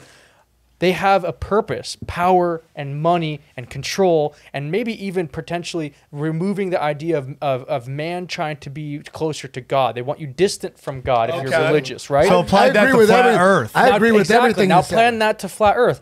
It doesn't matter if the Earth is flat or round. It doesn't matter. It does. Why? Why would it change this whole goal? That's part of the control. That's part of killing God. Yes. If that was, I mean, it worked on me, dude. All the indoctrination worked on me. It all worked on me. You love Slayer, bro. I worship Slayer. Slayer was awesome. the band. No, everything. And all aspects of New World Order strategies. It got me in everything. What do you mean? It's hard to control a country that has really super strong family values and they have guns. Oh yeah, 100%. So a part of the plan is to come up with as many different ways to destroy the family unit as possible. And flat and round will do that? Well, if we're on a ball in infinite space, then that helps to kill God. Like, no, this Bible ain't real. All the scientists are studying space, and it helps to destroy God. I don't understand that, to be honest with you, Eddie. Because in my personal opinion, the Big Bang Theory was the biggest proof that there is You know God. who created the Big Bang Theory? Yeah, Hawkins and some other people. No, Guess what? a priest. Yeah, A a priest. But Hawkins spent the rest of his life trying to disprove that theory. The reason why is because we have force. Where's the force proof of that? equals Where's MA. show me proof of the Big Bang Theory, because no one else has been able to come up with proof. If you could come up with proof, I would the love it. heliocentric There's no model proof of the it. universe was Out of created nothing, by a everything Jesuit. exploded. Out of nothing, everything It's just the exploded. truth. I mean, but that's a lot of different scientific. So, beer was created by. we went from a plane priests. to a planet, right? And what is the symbol? No, I'm no, sorry, the this is the heliocentric most. thing came way earlier than that. The idea that the Copernicus, Earth, it was Copernicus. Yeah, it's way older than just this Jesuit priest. It's like 2,000 years old, 2,500 years old. No. 2,000 years ago, that rounder- was Socrates, or it was either Socrates or Plato. You got Newton with the apple. They. Okay, we don't have to start it all We'll over. get I wanted into to that. I wanted to wind it down. Yeah, but let's wind it down. Getting back into like Socrates. We'll wind down. Like who knows? It's just who older knows than what what you were happened? mentioning. First of all, who knows what fucking happened in history? But let me say my History could all point. This be is my bullshit. point on what I think. When it comes to the Big Bang, this is God creating reality. And it's the biggest proof because everything in our reality, you need a force to act on mass, and then you have acceleration. Right. F equals ma. That was, and the Big Bang Theory, nothing How did acted they in order prove that to the Big prove. Bang Theory? Most How does it prove? astrophysicists, maybe 99% of I can tell astrophysicists you don't believe in God. what they'll say to that. I know why. Most don't. I know why, but they don't. Okay, they there's 9 skirt conversations around this. But that's this issue. the point. All of right, it, to get we everyone gotta not wrap to it believe up, guys. Can I just really quick? This is what scientists will say. I'm not saying I agree with it. We are seeing the universe get colder and more spread out. So they're applying that, saying if you go back in the past, then it must have been hotter and more condensed. And if you go I don't back believe any of infinitely, that. I don't believe but anything that's what coming they from say. that. I don't know. And that's I don't all believe any bullshit. of But the one thing I think it all boils down to, there's an easy experiment that we could all do on Listen, film. Science No, but- should not only be able to be proven by one Well, that's body. what I'm saying. That's what, and I'm getting to this. This is an easy experiment we can all do. We could film it.